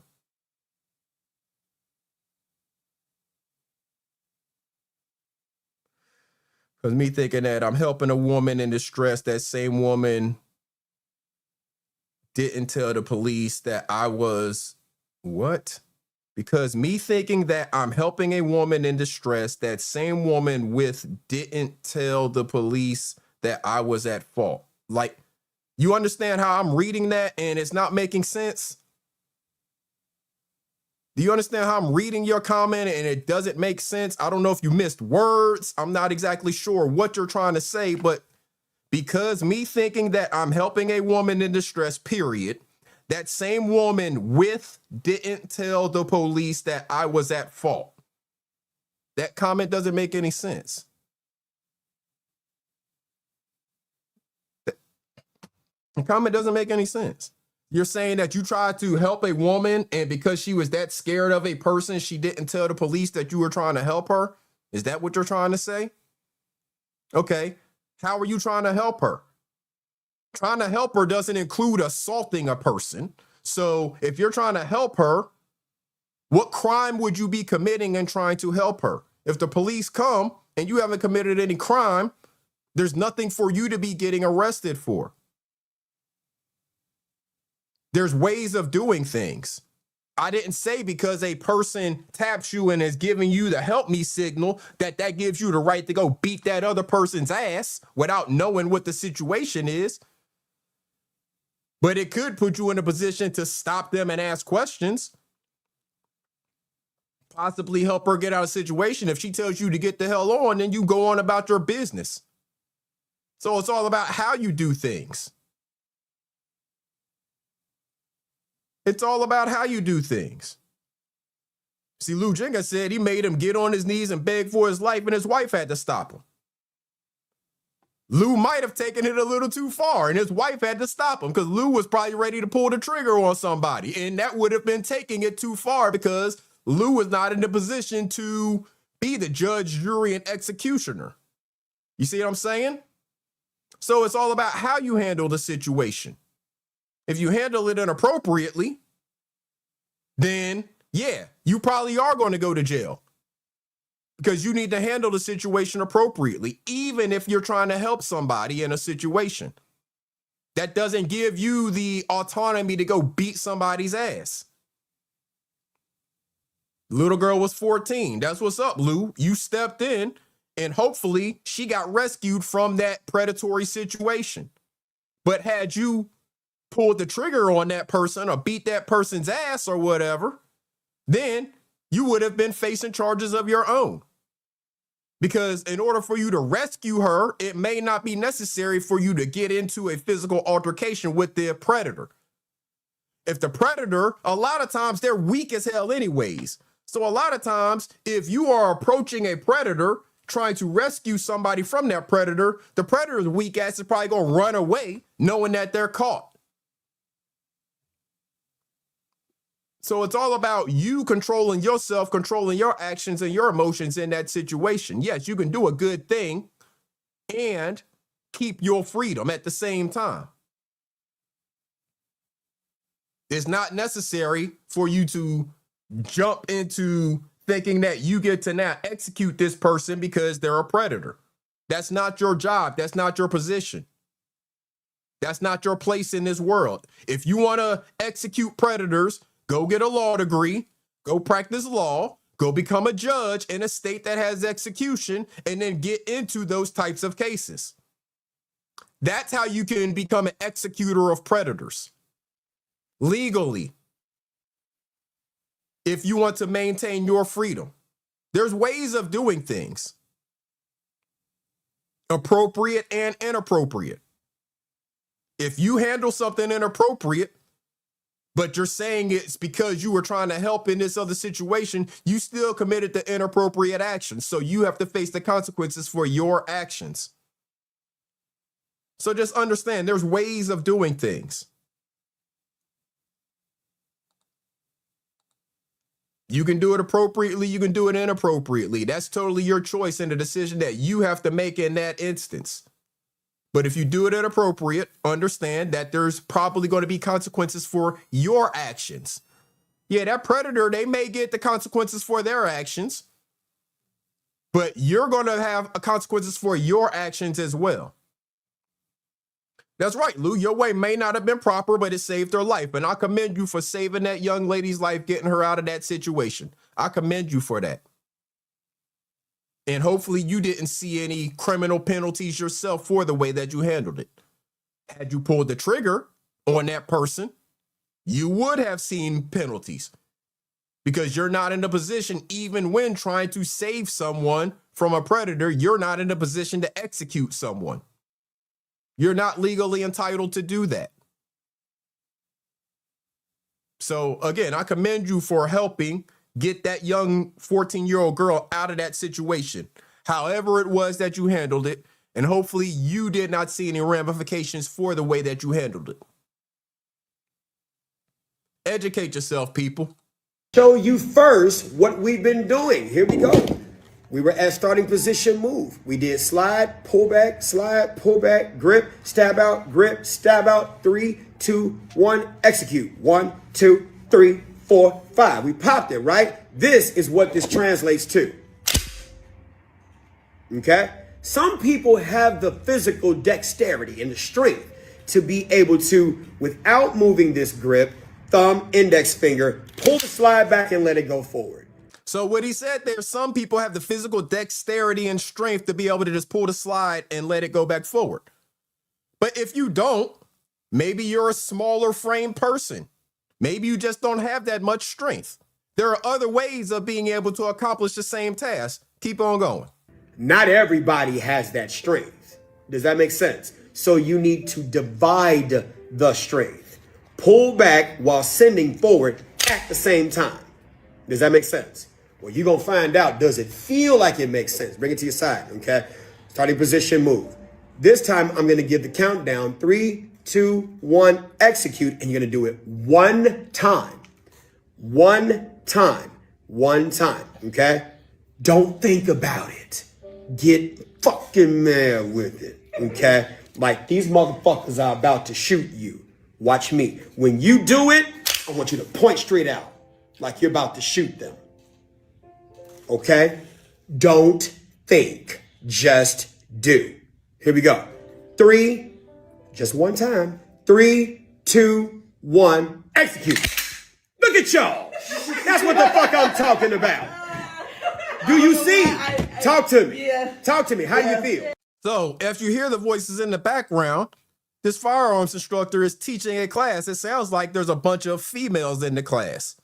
We're not ever going to see them. It's not important. But the laughs and the voices, it sounds like this is a class of females who may not have the physical strength or dexterity to just pull the slide back with their 2 fingers and, do it in that manner. So he's showing them another way to do it.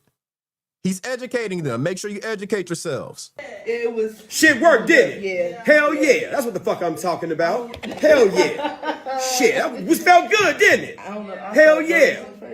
Right. You ain't gotta think about the shit. Motherfucker.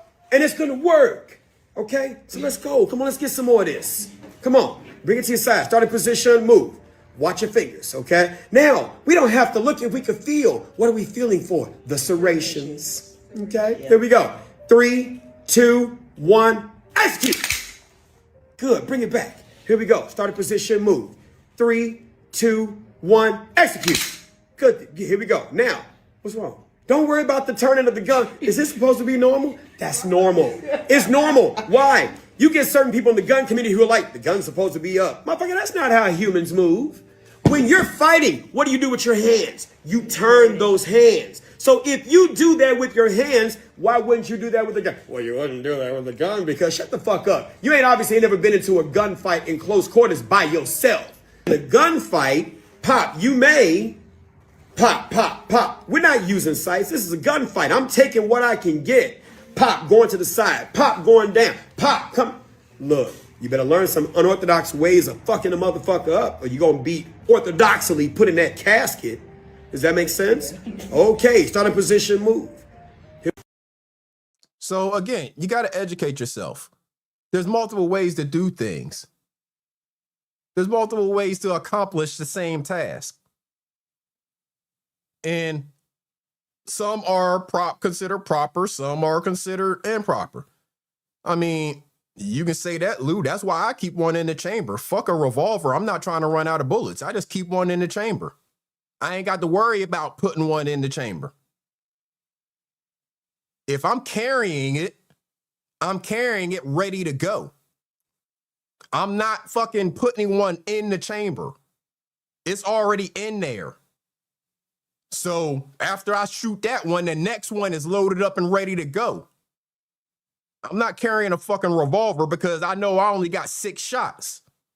Fuck out of here with that. Fuck out of here with that.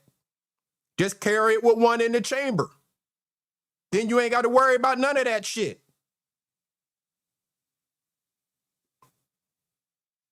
Just carry it with one in the chamber and you ain't got to worry about putting one in the chamber. You ain't got to worry about running out of shots. None of that.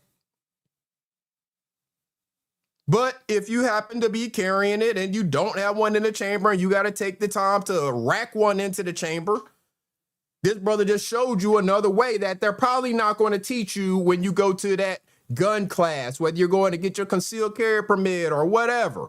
If you're going to a gun range and they're teaching you there because you don't know much about guns, they're going to teach you all this extra proper shit and all of that. Like he said, whenever you have to use that gun, if it gets to a place where you have to use that gun, it's probably going to be some unorthodox situation where you may not have time to be worried about putting one in the chamber. You may not have time to be worried about having that gun straightened up right. No, if you turn that motherfucker to the side, it fires just the same. If it's at any damn angle, it fires just the same when you pull that damn trigger. That bullet's going to go down range whichever way that barrel's pointing. I don't give a fuck if the gun is straight, sideways, upside down, whatever. The bullet is going to go down range. Period. So, yes, while they teach you all of these things in these classes of you're supposed to be this and all of that shit, this is not competitive shooting. This is shooting for survival in those instances. Shooting for protection. This ain't no competitive range shooting where you only get so many shots to hit a target, blah, blah, blah. No, this ain't that. This is your survival, your protection. So if that damn gun is turned to the side, that motherfucker gonna fire just the same. The bullet's gonna go out from the fucking barrel. Period. Make sure you educate yourself on the unorthodox ways of doing things. We talked about unorthodox fighting styles. There's unorthodox shooting. There's unorthodox all types of things. There's an educational way you're taught how to do it, And then there's the way that you may have to do it in real life when that situation goes down.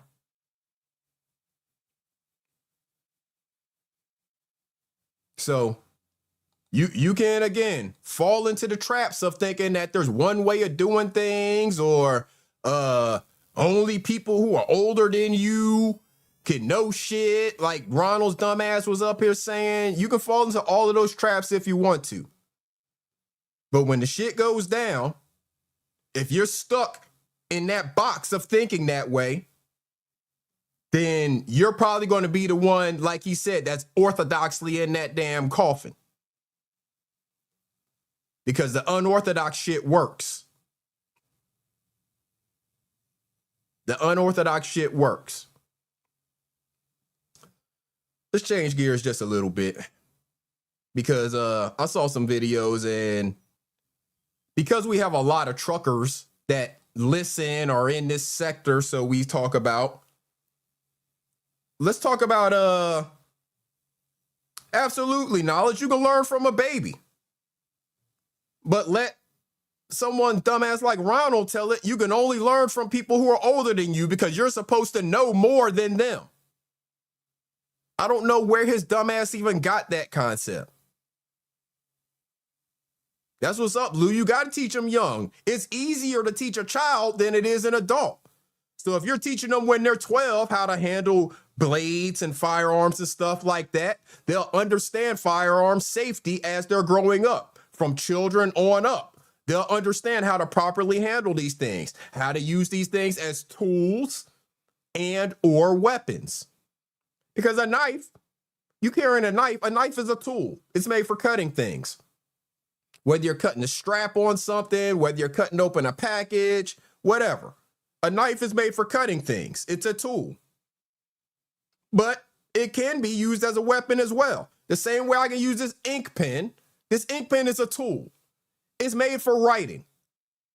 I use it to write on this paper all the time. It's an ink pen. But what I also know is this ink pen can be used as a weapon.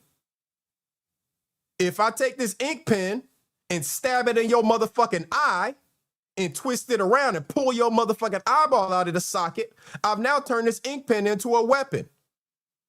If I take this ink pen and pop the back off of it and pop the front off of it, stab it into your eye and watch the blood squirt out of it, it has now been turned into a weapon.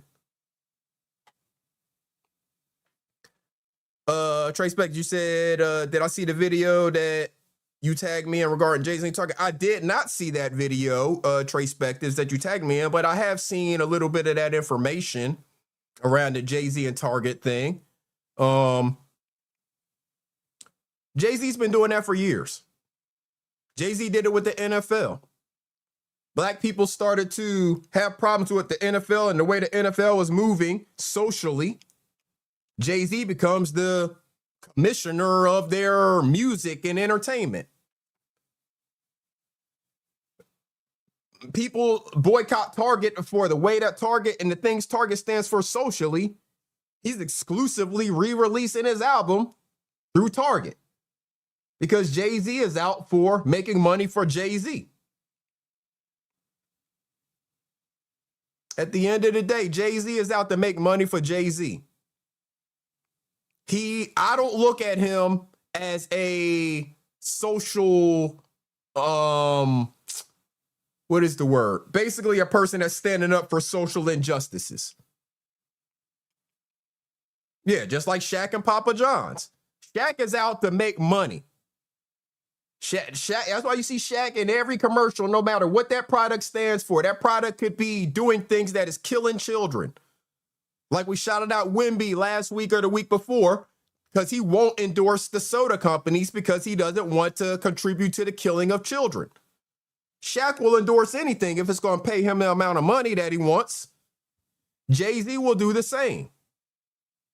He's a businessman. He is not a social justice person. Don't get the shit confused. Just because his wife makes an album and acts like she's all about this black pride and shit, don't get that confused with the businessman the business people that they are. They're out to do business to make money for their family. Period. They are not social reform people. They are not anybody to be compared to MLK. They're not going to jail for standing on their principles. They're not willing to lose endorsement deals for standing on their principles because their principle is to make money. Period.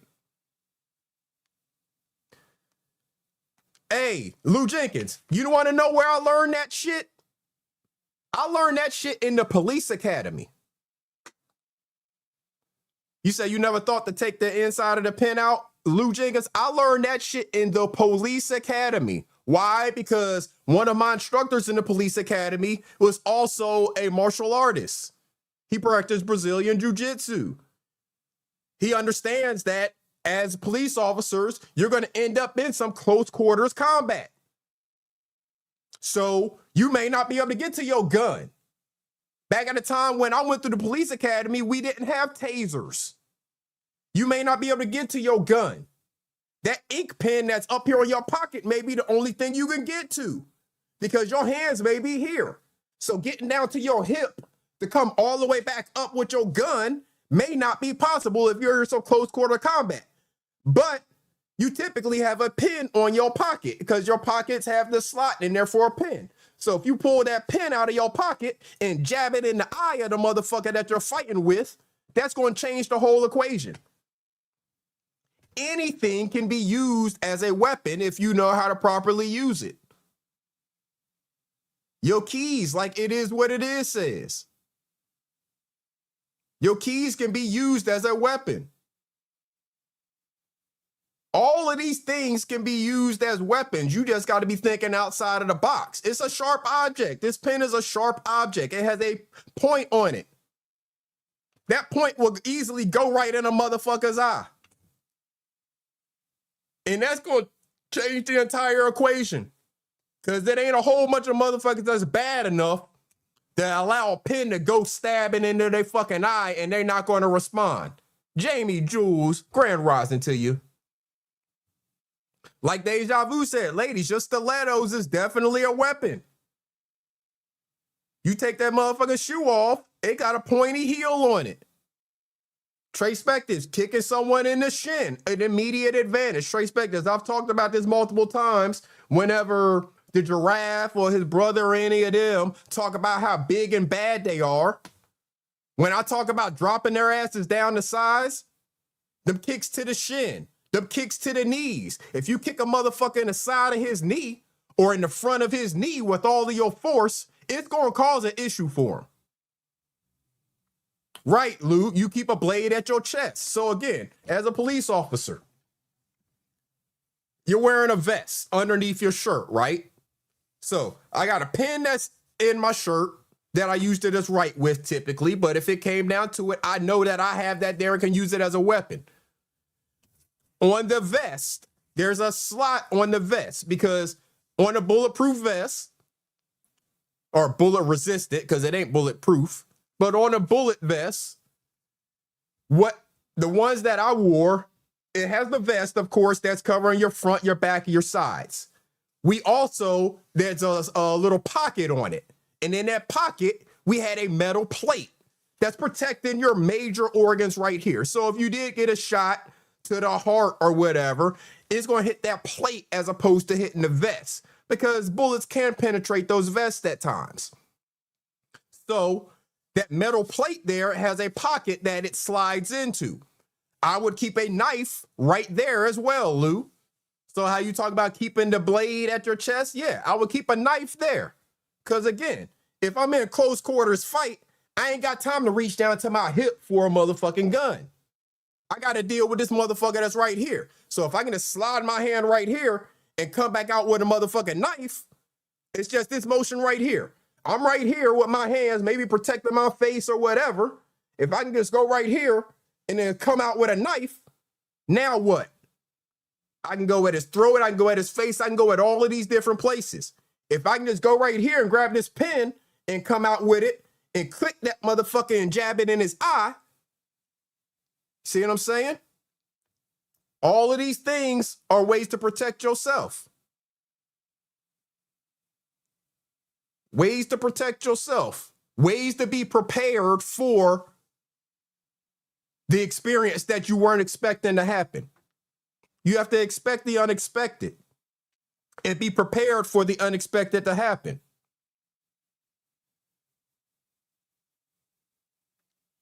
I mean, it's just that simple. You got to protect yourself and you got to be thinking about a situation that may or may not happen. But when it does happen, you've already thought it through. You've thought about, all right, this person is bigger than me. They've gotten on top of me. I'm on my back on the ground. They've gotten on top of me. They're bigger than me. They're trying to choke me out or trying to punch me or whatever. I'm up in protection mode, trying to protect my head. Mom, boss, Mayo, grand rising to you, sister. I'm up here trying to protect my head. But they may be getting the better of me because they're bigger. They may be stronger. But whenever I get that knife and I start cutting motherfucking arms and arteries and shit, that's going to change the equation. I told y'all about the experience that I had in the military. It's a little traumatic to talk about. Where the airman cut his radial artery. Radial artery, main artery running down your arm. And he cut it right up in here, near inside of the elbow. And the blood was motherfucking squirting out Kill Bill style. And yeah, we had to take action to, stop his bleeding. And yes, he survived because he would have bled out very quickly. That shit was squirting out every time his heart was beating. However, I also know that if I can get to my knife, I can cut a motherfucker there. If we're fighting and they, trying to take me out, and that's going to change up the whole perspective. That's going to change up the whole situation. So again, you got to be prepared for things. You have to think through these things before they happen. Because when you get in a situation, that ain't the time to first be thinking about it. For it to have first crossed your mind.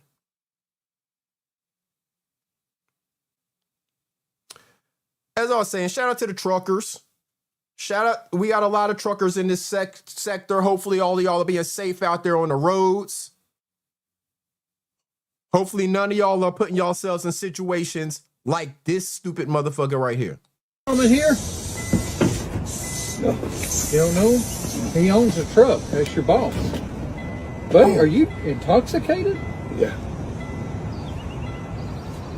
Wow. Take your hands out of your pocket while you talk to the police, okay? What a mess you got yourself into, because by this truck being running, you could technically be charged with DUI of a commercial vehicle. Okay. You can say bye-bye to your license. You understand that? Yeah. Can I get out of here, okay? You cannot operate any vehicle, so we'll have to call you an Uber or something like that. Do you understand? If you were in that seat right there, you'd be in the back of that car with bracelets on. You understand that? Right. Do you understand what I'm saying? You'd lose your license. You got a problem. Go ahead and get your license out right now. Before you start with the belongings.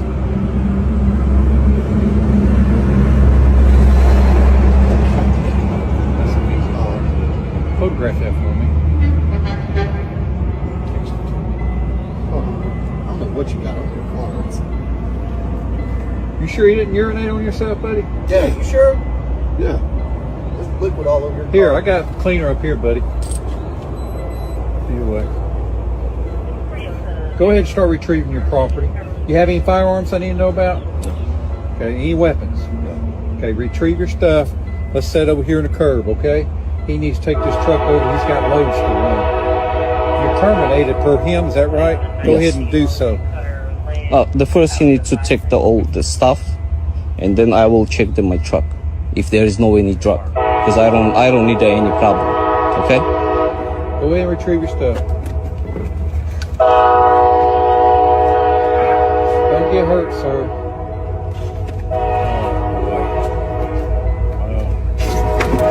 Dude,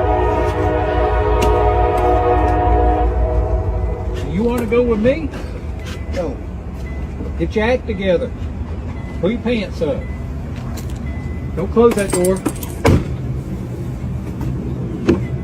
Leave the door open. Retrieve your stuff. Yeah. What's he want? What do you want, sir? Retrieve your property. Let's go.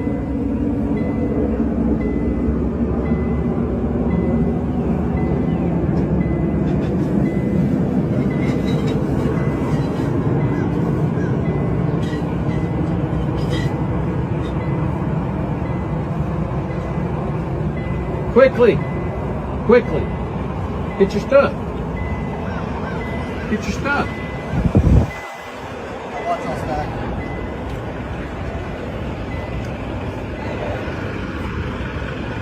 May end up locking up the public trunk.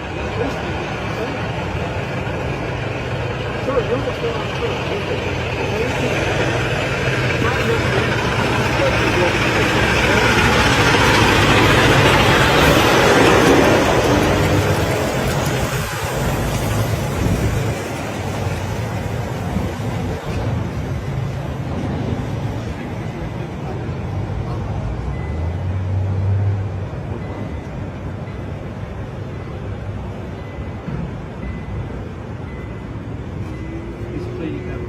What are you cleaning up, sir? What happened?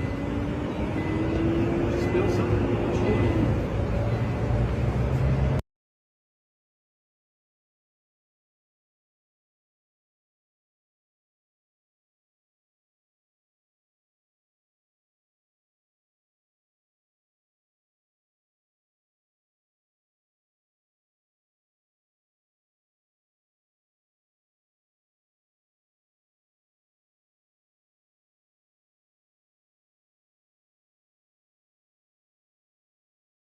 I'm sorry about that. I'm on mute, y'all. To all my truck drivers out there, man, y'all be safe.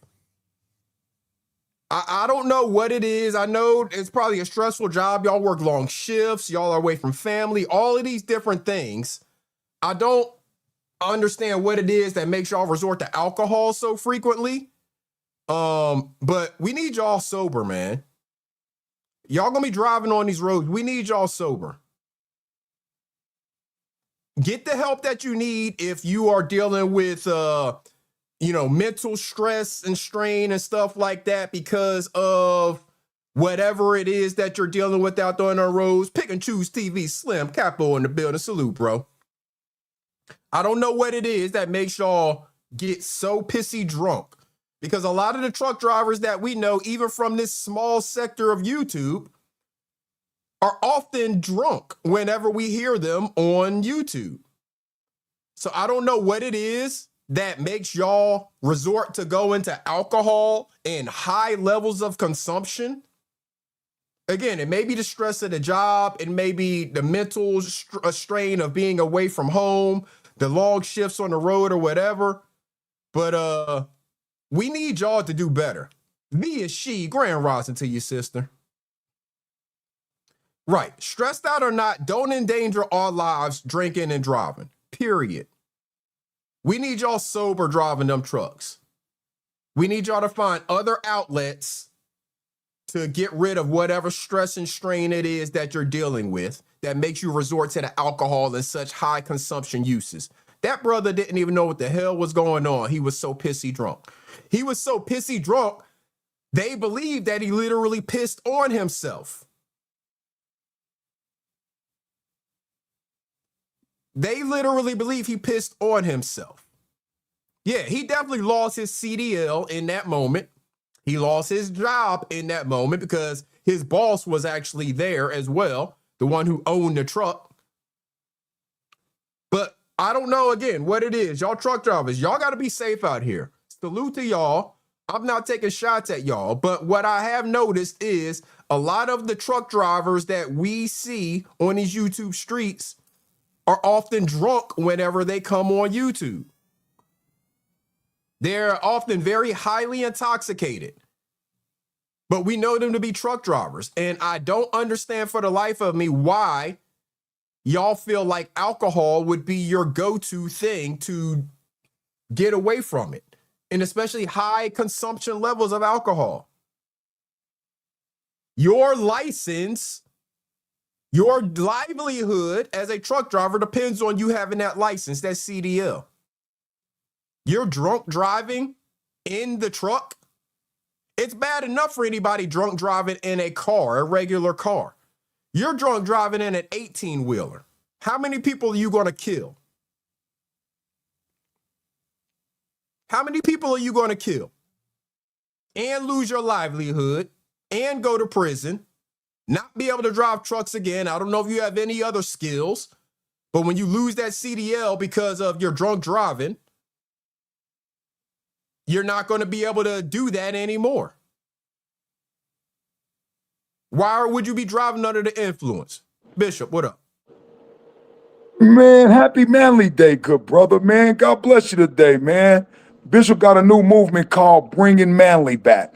Man, I want you to hit the link sometime so we can have the decide. How you doing today on the Manly Day? This is a Manly Day. We fathers every day. We grandfathers every day. But they set a day aside, you know? And I'm going to just call it Happy Manly Day because you can acknowledge men today. You're supposed to be able to be respectful to a man today. You shouldn't be disrespecting a man today. But I'm just wondering about all these internet men that's finna get all these gifts and all these great happy Father's Days. How you doing today, bro? How your manly Father's Day going today? My day is fine. You a father? What is the definition of father to you? Do you have any kids? No. That's what, so what do they call a man that don't have kids? I know the woman is the barren womb. What is there? Because you got to know that. Did you get snipped when you was younger or something? That's none of your business. It's not. But bringing manly back, we need to have these manly conversations because we're the older and we got to talk to the younger. So it's going to be some young brothers like you that's going to choose not to have kids or they can't make kids. You might be something wrong with you. You didn't want no little baby icebergs running around calling you daddy? Nope. Oh, so this day really don't matter to you. So this is a day that you can go attack other men, basically. Talk about other men. No, I don't know. I was looking at your thing. You got people and you done turn them into animals and you got them in class and you're teaching them something today. But I thought, what you think about bringing manly back as a man? Because let me ask you a question really quickly. My thumbnail, it says remedial class, right? Yes. Okay. So let me ask you a question. This right here. Okay, let me see on the screen. Let me show you where that came from. I inspired that t-shirt. Now what happened was when Kev Lowe was doing the hot dog diggity cart, I put up a little post of a bunch of weenie dogs. And I could have kept it up here. I'm the one who stimulated that thought. So what he does to try to take away from what I did, he really liked the weenie dogs. Remember when I put Kev Lowe at the weenie dog part, I had a bunch of weenie dogs up, remember? So that come from that.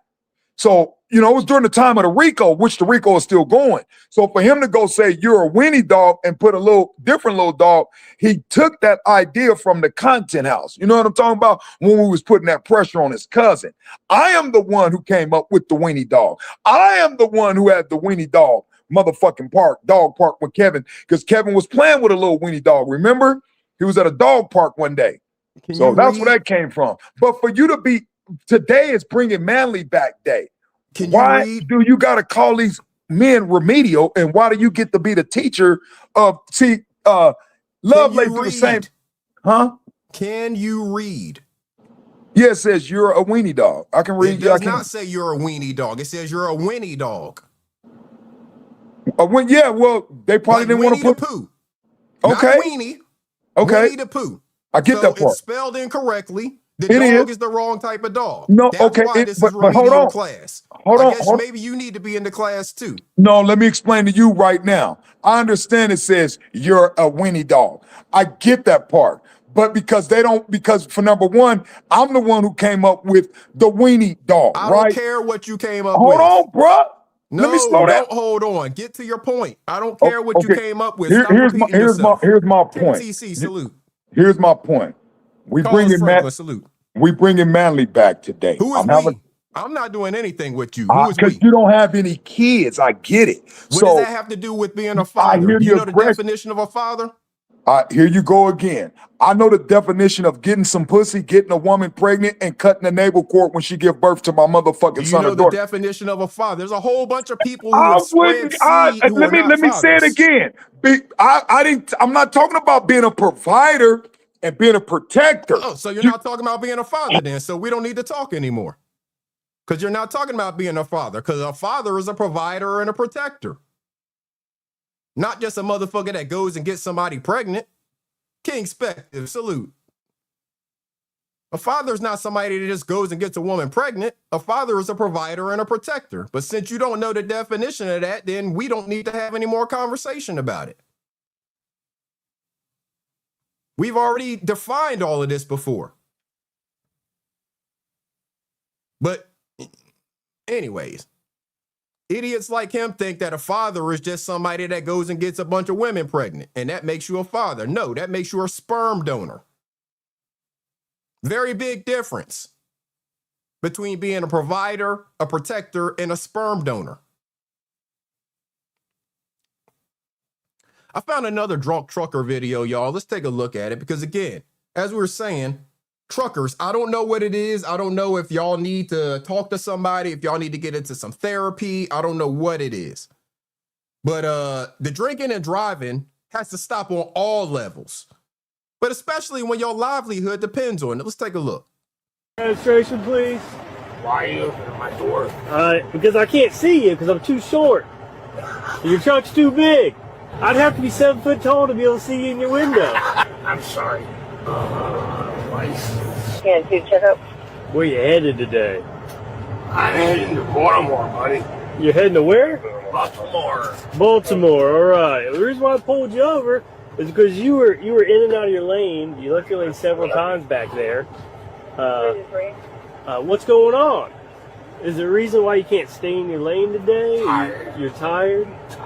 Okay. Do you have any medical conditions? Hey, being tired and driving is damn near as dangerous as being drunk and driving. So, number one, I need y'all to stop using that as a damn excuse for you getting caught drunk driving. Number two, if you're tired, you need to pull your ass over and get some sleep. Because you're operating a fucking 18-wheeler all over the road, putting everybody's lives in danger. So being tired and driving can damn near be just as dangerous as being drunk and driving. Stop using that shit as an excuse thinking you're going to get out of this DUI and lose your damn license and your livelihood because you're talking about you're tired. Exactly, Lou. That's what truck stops are for. Hell, in a lot of places, even if you just pull over on the side of the road, long as it's a safe shoulder and stuff like that, we see them all the time. If there's not a truck stop around, they'll go on the exit, right? The exit ramp. Normally, it's a wide shoulder on the exit ramp, and you'll see trucks pulled over there. What are those truck drivers doing? They're sleeping. It's a well-lit area. They typically don't have to worry about danger or anybody fucking with them and stuff like that. Pull your motherfucking ass over if you're tired. If you're drinking and driving, there's no excuse for it. If you're tired and driving, there's no excuse for it. You're putting other people's lives in danger. Blood pressure. Blood pressure, that's it. Okay. Is this your book with your registration and stuff right here? All right. What do you open that door for? Oh, this is your registration? There's one right there. Okay.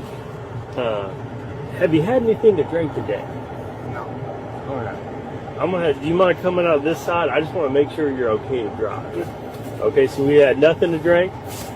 No medications, nothing like that, just your blood pressure. Blood pressure. Don't drink anything right now. Go ahead and leave that back. Go ahead and step out. Blood pressure. Come on over here, sir. You don't need that. Come on. We'll show this. We'll go around this side. We're going to walk back to the front of my patrol car. We're going to walk back to my front of my patrol car back here, okay? Yeah. It looks like you hit something, bud. Yeah. You all right? Yes. You can't stand. You're not all right. Okay, let's step back up here. I gotta poop. You got to poop? Yeah. Well, that's going to have to wait. That's going to have to wait. What? What is it? Your pants just falling down? All right. Yeah, good. I'm just holding you up from going in this ditch. We're going to head up to the patrol car. That shit, dude. I don't know what to tell you. We're on the side of the road. That ain't happening. All right.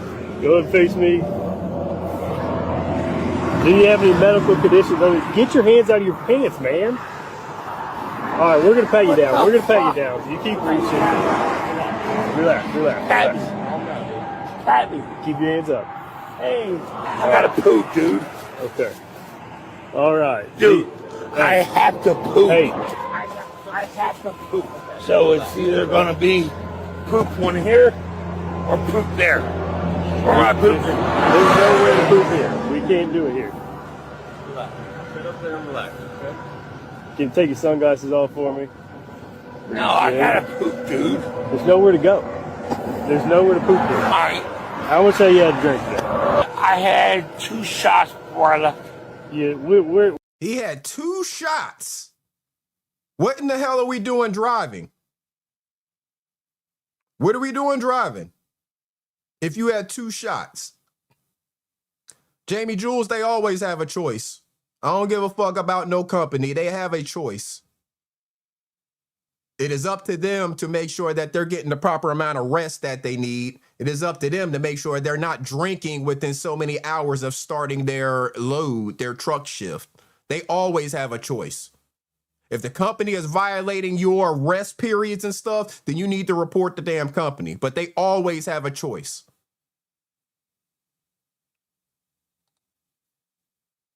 Where'd you have 2 shots at? Where'd you leave from? I don't know where you're Grand from. Rapids. So you had 2 shots in Grand Rapids? What was that, a couple hours from here? Yeah. Okay, so that was the last time you had a drink? Yes. You had 2 shots in Grand Rapids a couple hours ago. Dude, I gotta poop. There's nowhere to go here. It's, you know, we're on the side of the road. There's no bathroom in sight. Okay. Do you have any other medical conditions? High blood pressure. That's it? You're on no medications? Blood pressure. Yeah, so this guy here thinks that he's going to get out of it by saying he's tired, by saying he has to go to the bathroom, all of these different things. He is drunk as hell. He can't even stand up, and he's operating this truck on the road. Again, truckers, I'm not trying to take no shots at y'all, but I need y'all to get your acts together. There is no excuse for you to be out operating that truck when you are drunk like that. Yeah, Sandman said that malls and Walmart parking lots are typically designated rest stops. I didn't know that, but if that's true, even more reason for them to not have an excuse to pull over and get rest. There's a Walmart damn near everywhere at these days. Not as many malls, but there's a Walmart damn near everywhere. Again, I see them on the exit ramps. If the shoulder is wide enough, there's certain exit ramps where they'll be pulled over, maybe getting some rest. But as a trucker, you know what your schedule is. You know how many hours of rest you're supposed to get, how many hours you're supposed to be off after you've been on. All of these things are regulated for a reason. When you're going to mix alcohol in there, knowing that you're supposed to be driving that damn truck, there is zero excuse. I have zero tolerance for it. Zero understanding of it. I can't give any excuse for it. And again, truckers, if you're dealing with mental stuff from being on the road long times, being away from your family, whatever, you need to talk to somebody and stop resorting to that alcohol as your go-to. Because that's the last thing you need before you start operating that damn truck or any motor vehicle for that matter. It's the last thing you need is alcohol. So again, I have no excuses for that. I have no tolerance for that. I can't give people a pass on that. When your job is to be driving, your livelihood depends on that. Your license definitely depends on that. There's no excuse for you to be driving drunk. How about you leave the alcohol alone until you are off shift for a couple of days? Because you don't know how long it's going to take your system to metabolize that alcohol. You think, oh, I got to get back on the road now and everything ain't good. Yeah, deja vu, like you said, everything ain't for everybody. If the stress is too much, look into another profession. Facts. Maybe you don't need to be an over-the-road long-haul trucker. There's plenty of jobs. I'm not saying that you can specifically get one, but there are shorter range jobs where you are at home every night. Maybe you need to look somewhere else rather than being an over-the-road long-haul trucker if you can't control your alcohol consumption. If you have to rely on alcohol to deal with the stress. Everything ain't for everybody, like Deja Vu said. So I know we got a lot of truckers in our sector, a lot of truckers who listen. Again, I'm not taking shots at any of y'all specifically because hopefully y'all don't do that. Hopefully y'all don't drink and drive. But for the ones who do, your day is coming. I don't want to see it because you're going to hurt somebody, be it yourself or somebody else. You're going to hurt somebody, and there's going to be no excuse for it. I'm not going to have any sympathy for you. I hope they lock your ass under the jail when they catch you drinking and driving. I hope they take your license forever, and I hope they never allow you to drive a truck again. Period. If that takes away your livelihood, so be it. You did it to yourself. Don't be looking for somebody to feel bad for you because you fucked up your own life, deciding that you could drink and then get behind the wheel of a motor vehicle, knowing that your livelihood depends on it. I hope they take away your license for life and lock you under the fucking jail. Yeah, Deja Vu, any heavy machinery in any capacity while under the influence has zero respect for me. I agree. Any heavy machinery and you're under the influence, you get zero respect, you get zero sympathy.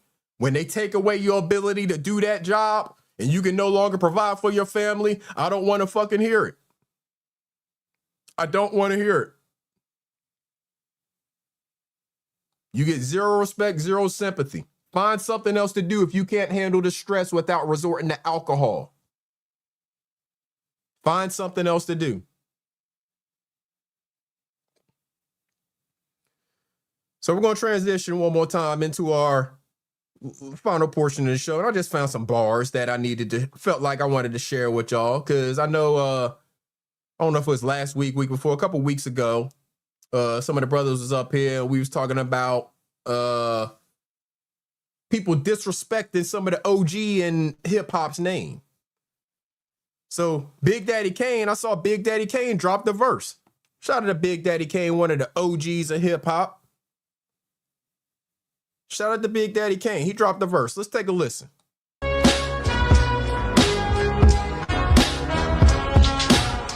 Hey yo, look at my resume, too consistent. I don't need no guidance or supervision. When I speak on y'all in your new position, I straight say trash, no euphemism. So obviously we moving different. I stay 10 toes down, this the truth I'm living. I usually give them the smoothest rhythm infused with ism and use precision that you can vision in the true tradition. Y'all talking about the past, I'm thinking futurism. Y'all entertaining these clowns, I can't do it with them. Dumping dirt on your name, you still moving with them? I smack piss out this dude, homie, you forgive him. My temper be as short as pygmies. Quick squeeze, Stephen A. your wig piece. See, the streets still love me. Now medicate your mouth so you don't speak ill of me. The God spoken. Big Daddy Kane still got bars. Still got bars. Did I hear the Big Daddy Kane and Rakim song? You talking about a new one? No, I have not. If they got a new joint out, I have not heard that, Lou. Yeah, if they got a new joint out, I have not heard it. I just saw that come across one of the people that I follow on IG, I believe it was. And I wanted to share it because he's talking, kind of specifically about the situation, about people putting dirt on his name, people speaking negatively about him when it's not necessary. It's not necessary. He's one of the OGs in the game, one of the people who made the way, paved the way for some of these younger MCs to be able to do their thing today and make money off of it. But they putting dirt on his name and he still got bars. Still got that smooth, mellow flow. That's the Big Daddy Kane that we knew from back in the day, that mellow, smooth flow, right? That was the mother bars. This is a guy, I don't know what country he's in. He's in another country. But he just freestyling out in the park.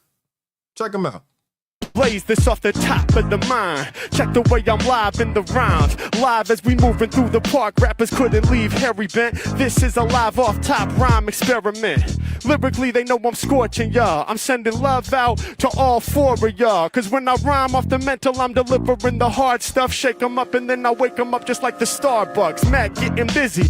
Y'all know I'm about to slam. I'm the man, flowing off the top without no plan. And y'all know I came through to devour and check it. Cause I've been getting props since the era of Tower Records. I'm about to kick a free steed, make it look easy. Remember when we used to cop the vinyl and the CDs? H-Mac press a bigger threat through the internet. I'm about to smoke this mic like your cigarette. Ash it on the bottom of the shoe, then I'm throwing the pound. Throughout the game, my name is going around. Yeah, I'm just here with the dopest rhymes. I hope my man doesn't leave his coat behind. I'm explosive with mine. Don't forget to grab that. My freestyles are mad fat. Life be going up and down like NASDAQ. I'm on it. I make the people want it. My flow is iconic. So plug into the supersonic maneuvers that I'm making. How long is it taking? They digging on the energy that Mackin is creating. I spark it. I go the hardest as a rapping artist. I get a salute from the dude rocking the target. Yo, every time I rhyme off the mental, I keep the flows fly. And even at a great distance, I can hit the bullseye. But let me wait for this person to pass so they don't get hit with the dart.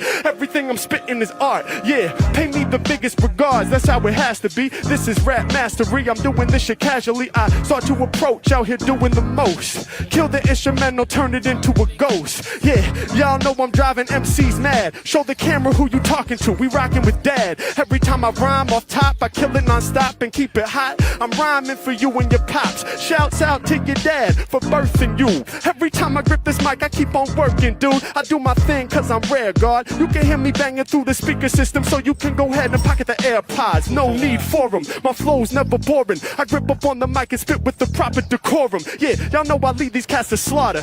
I'ma keep it moving. Don't wanna interrupt your time with your father. Thanks for the dap. I'ma snap over top of these tracks. They ain't ready for the Mac. He's abstract indeed. I got what you need. Shouts to my man in the heavy flannel. I leave the game heavily dismantled. Rappers get cold feet like they was rocking sandals. I'm lit like candle. My music humps like back of camel. I'm here up in it to win it. Y'all know I really play songs. Shout my man who be nodding with the shades on. But I don't throw shade. Y'all know they can't stop it. Like both of your hands right now, my flow is in the pocket. I'm earning the profit. But now you about to pull them out. Every time I rhyme, they know I flow, no doubt. I drive them crazy. Shout out to Freestyler, man. Shout out to the brothers who got that gift to just get out, see things, and mix it right into the freestyle that they doing. That's a lost art, like Lou said, man. That's definitely a lost art. To just be able to go out there, see things, and mix the things that you see right into the freestyle that you're doing. Just walking through the park, seeing people, and, you know, putting it into your freestyle. That's a lost art. I love, man, hearing MCs just with dope bars, you know? That's like the battle rappers, you know? The battle rappers right there on the spot. They talking crazy about the person that's right there across from them. Maybe what they wearing or whatever. Man, shout out to freestyle. It's definitely unique and special, Jamie Jules. I agree. Definitely unique, definitely special. Your brain is thinking on a different wavelength when you can just freestyle off of things that you see, mix it right into the rhyme, and just keep on going, man. Much respect to them. Off the dome, much respect. I got one more for y'all. Fat Ray. That one right there, his name was Harry Mack. The brother that y'all just saw, his name was Harry Mack, if y'all want to check him out. This next one, Fat Ray. Yeah, improv comedy's the same way, via she. Same way. One more thing of bars for y'all that I saw this week. I just wanted to share with y'all real quick. Take a look. 4-5. It is I-4-5. Came in this bitch with my 4-5. No shade. Yo, Drake's a pop icon. Nigga, my Drake's the micro kind. 50 cal come with the kickback. Yeah, I'm fucked up, nigga. I'ma admit that. Pint of white Henny with a zip and a 6-pack. I hit this rap shit with a backhand big slap. Yeah. Plus, I'm from the same city as Marshall. So no, I got a whole lot of shit in the arsenal. And this about business, nigga. This ain't personal. Cause if it's for the chicken, nigga, I'm gon' murk you. I used to wanna be a nigga with virtue. But when you show love, motherfuckers will hurt you. And when you push forward, they gon' try to reverse you. And when you go hard, they gon' try to convert you. But look, I'm fucking with some niggas niggas from Afghan. Take your little dog, throw it right in the trash can. Going nuts. You don't wanna fuck with a madman. Both cheeks clapping when you rapping, you ass man. Ray gon' spit that vet shit. I'm from where the narcos ain't on Netflix. I'm from where the sharks gon' get your necklace. And mama ain't smart, so it ain't no breakfast. Nah, fuck your backpack. I'm a rap cat. And when you shoot first, you ain't gotta clap back. It's 500 on that just down snapback. Eating motherfuckers like the Romeo rap snack. I'm getting sick about a day. You know how that feel? When some fake ass niggas yelling, keep it real. Seen niggas sell they soul for a shitty deal. Everybody goal is to touch a meal. Bitches playing roles, getting people killed. Niggas moving lows, trying to get it in. I'm standing by the stove, trying to whip a Benz. Bars coming colder than the 50 in. Drink have them thinking they be good. Nigga, guess again. I'm overall doper with the vocal though. And my clique on in Detroit like local folk. La Costa Nostra, you should really know. Stop acting like a high heel with an open toe. Bitch made, we keep on fighting to get paid. Run fade till I'm unfazed like smoking Joe. The nigga got hands like focus ho, bogus ho. Get the king ready for the overthrow. They gon' come to your rescue when we on campus. The animals let loose. You niggas is fresh fruit. The only nigga ready when that ball drop. I'm Machiavelli, y'all smallpox. First thing first, you fucking with the vultures of coca. We know how to cloak it. Ghost ship. You not Bodie, nigga, go fish. No politics. Me, I'm just a motherfucking hollow tip. The only nigga dropped out with a scholarship. Holla, bitch, I'ma make a killing when this Potter flip. Bitch, nigga, grab a laptop, pop a lot of shit. Choppers with a lot of clip. Stop a bitch, shot the shit. Composite. Stingray riding like a rocket ship. I'm from when niggas get popped like a doctor script. Stopping frisks out here with the cookie. No chocolate chip. Motherfucker, I'm a motherfucking hollow tip. Bitch, you keep shooting. I'm looking for a lot of bricks. Keep shooting. Looking for a lot of bricks. Let's go. So Lou, you said he look his name, he go by the name of Fat Ray. He said he from Detroit, so you may be familiar with him. I know you said he looks familiar. He go by the name of Fat Ray, and he say he from Detroit, so I know that's where you at. So you may be familiar with him. With bars, man, bars. I respect. I like, you know, MCs that got bars, man. Much respect, much respect. We better get up out of here in a minute, y'all. I gotta leave y'all with something, you know, to make you laugh. It made me laugh, at least. I don't know if it'll make y'all laugh the same way it made me laugh, but it made me laugh. If anybody wants to hit the link, this the time. We only gonna be here for a few more minutes. But yeah, this one made me laugh. This ain't bars or nothing. This is just a dude. I ain't even gonna give it much preface. I'm gonna let y'all see it yourself. This video made me laugh, and hopefully it makes y'all laugh too. Who the fuck I just found, nigga? I know I heard your motherfucking voice. Nigga, get in the motherfucking car. Lou! Put your ass in the motherfucking car. Right now. Lou. Now. Alright, bitch. They gonna get your dumb ass bitches 1 o'clock in the motherfucking morning, and I've been looking for your ass for 2 fucking days. Get your ass in the motherfucking car. Y'all ain't gonna believe this shit. Y'all ain't gonna believe this shit. I'm sitting on the motherfucking couch, motherfucking smoking. I just hear barks. I'm like, man, I know that's my motherfucking dog. I can hear this nigga. So I start driving to the motherfucking park. The motherfucking parks. Nigga, I'm all the way over here in motherfucking Lockbourne. Guess who the fuck I find? Guess who I find?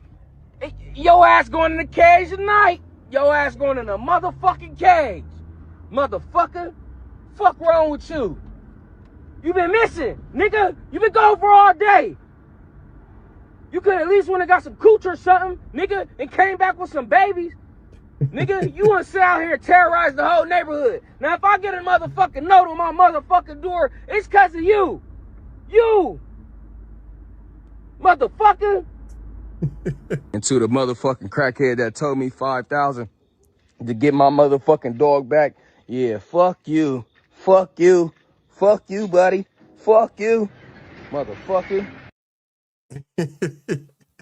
Yeah, that made me laugh. That made me laugh. That dog got away out terrorizing the neighborhood. Mom Boss, you got to send that to me. I like to review stuff before I play it, you know, so you're going to send it to me. We might be able to get it in on the next show. But yeah, that one made me laugh, man. Cussing his damn dog out. The damn dog been terrorizing the neighborhood. That one definitely made me laugh. Hopefully it gave y'all a good little laugh too, man. Hopefully it gave y'all a good laugh too. But yeah, we about to get up out of here, y'all, man. We ain't gonna spend too much time. We ain't gonna spend too much time because you said you understand it's pain solstice. You had a dog that did that too. Yeah, man. They'd be wanting to go, they want to go adventuring. And it may not be exactly the time y'all want to go adventuring. They want to go check out what's going on the streets, and y'all be bullshitting. Make you cuss them the fuck out. Man, your ass been gone all damn day.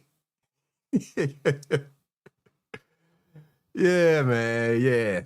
But hey, like we said earlier, make sure you protect your peace, man. Protect your energy. Your energy matters. Make sure you protect it wisely. Make sure you are watching who you surround yourself with because they have energy as well. And as we know, anybody with a little bit of education knows that energy is not created or destroyed. It's transferred. My email's in the description, Mom Balls. thoughtsofIceberg@gmail.com. It's in the description. But yeah, energy is not created or destroyed. It just transfers from one thing to another. So if you out here spreading a bunch of negative energy, that's probably what you're going to have coming back to you. If you're surrounding yourself with a bunch of people who have negative energy, that energy is going to transfer to you, whether you want it to or not. So make sure you protect your peace, you protect your energy. Your energy matters. Protect it wisely. You know, that's why when people like Ronald Jones Bishop and them hit the link, I don't mind having a conversation if they want to have a real conversation. But what I'm not going to participate in is a bunch of nonsense because I protect my energy. I protect my peace. I protect my time. You know, Ronald is the one that likes to say, I could have done that. Ronald's the one that always like to say he could have done something. I appreciate everybody that's pulled up, hit the like button, rocked out with me. But yeah, Ronald's the type of person that always likes to say, I could have done that. But we know that's said by the person who never does shit. I could have done that. I could have done that. Said the person who never does shit. And also remember, when someone ghosts you, respect the dead and move on. If they ghost you, respect the dead and move on from them. But yeah, hey, y'all make sure y'all have a wonderful day. Do something good for yourself. And do something good for somebody else. After you do something good for yourself, do something good for somebody else. That energy, that positive energy that they're spreading out there, you're going to spread positive energy doing something good for yourself because it's going to feel good if you do something good for yourself. If you do something good for somebody else, that's really going to make you feel good. And it's also going to be you spreading that positive energy out there in the world. Trust me, that positive energy will come back and surround you when you least likely know it, but most need it. And if you're spreading that negative energy, well, then you're going to continue to get those negative results that you experience because that's what you're spreading. So that's what you're going to have coming back to you. But y'all make sure y'all take care of yourselves. Hey, until next time, good people, this is Iceberg. We're going to get up out of here. Salute. Now, as they say in your country, let us be out.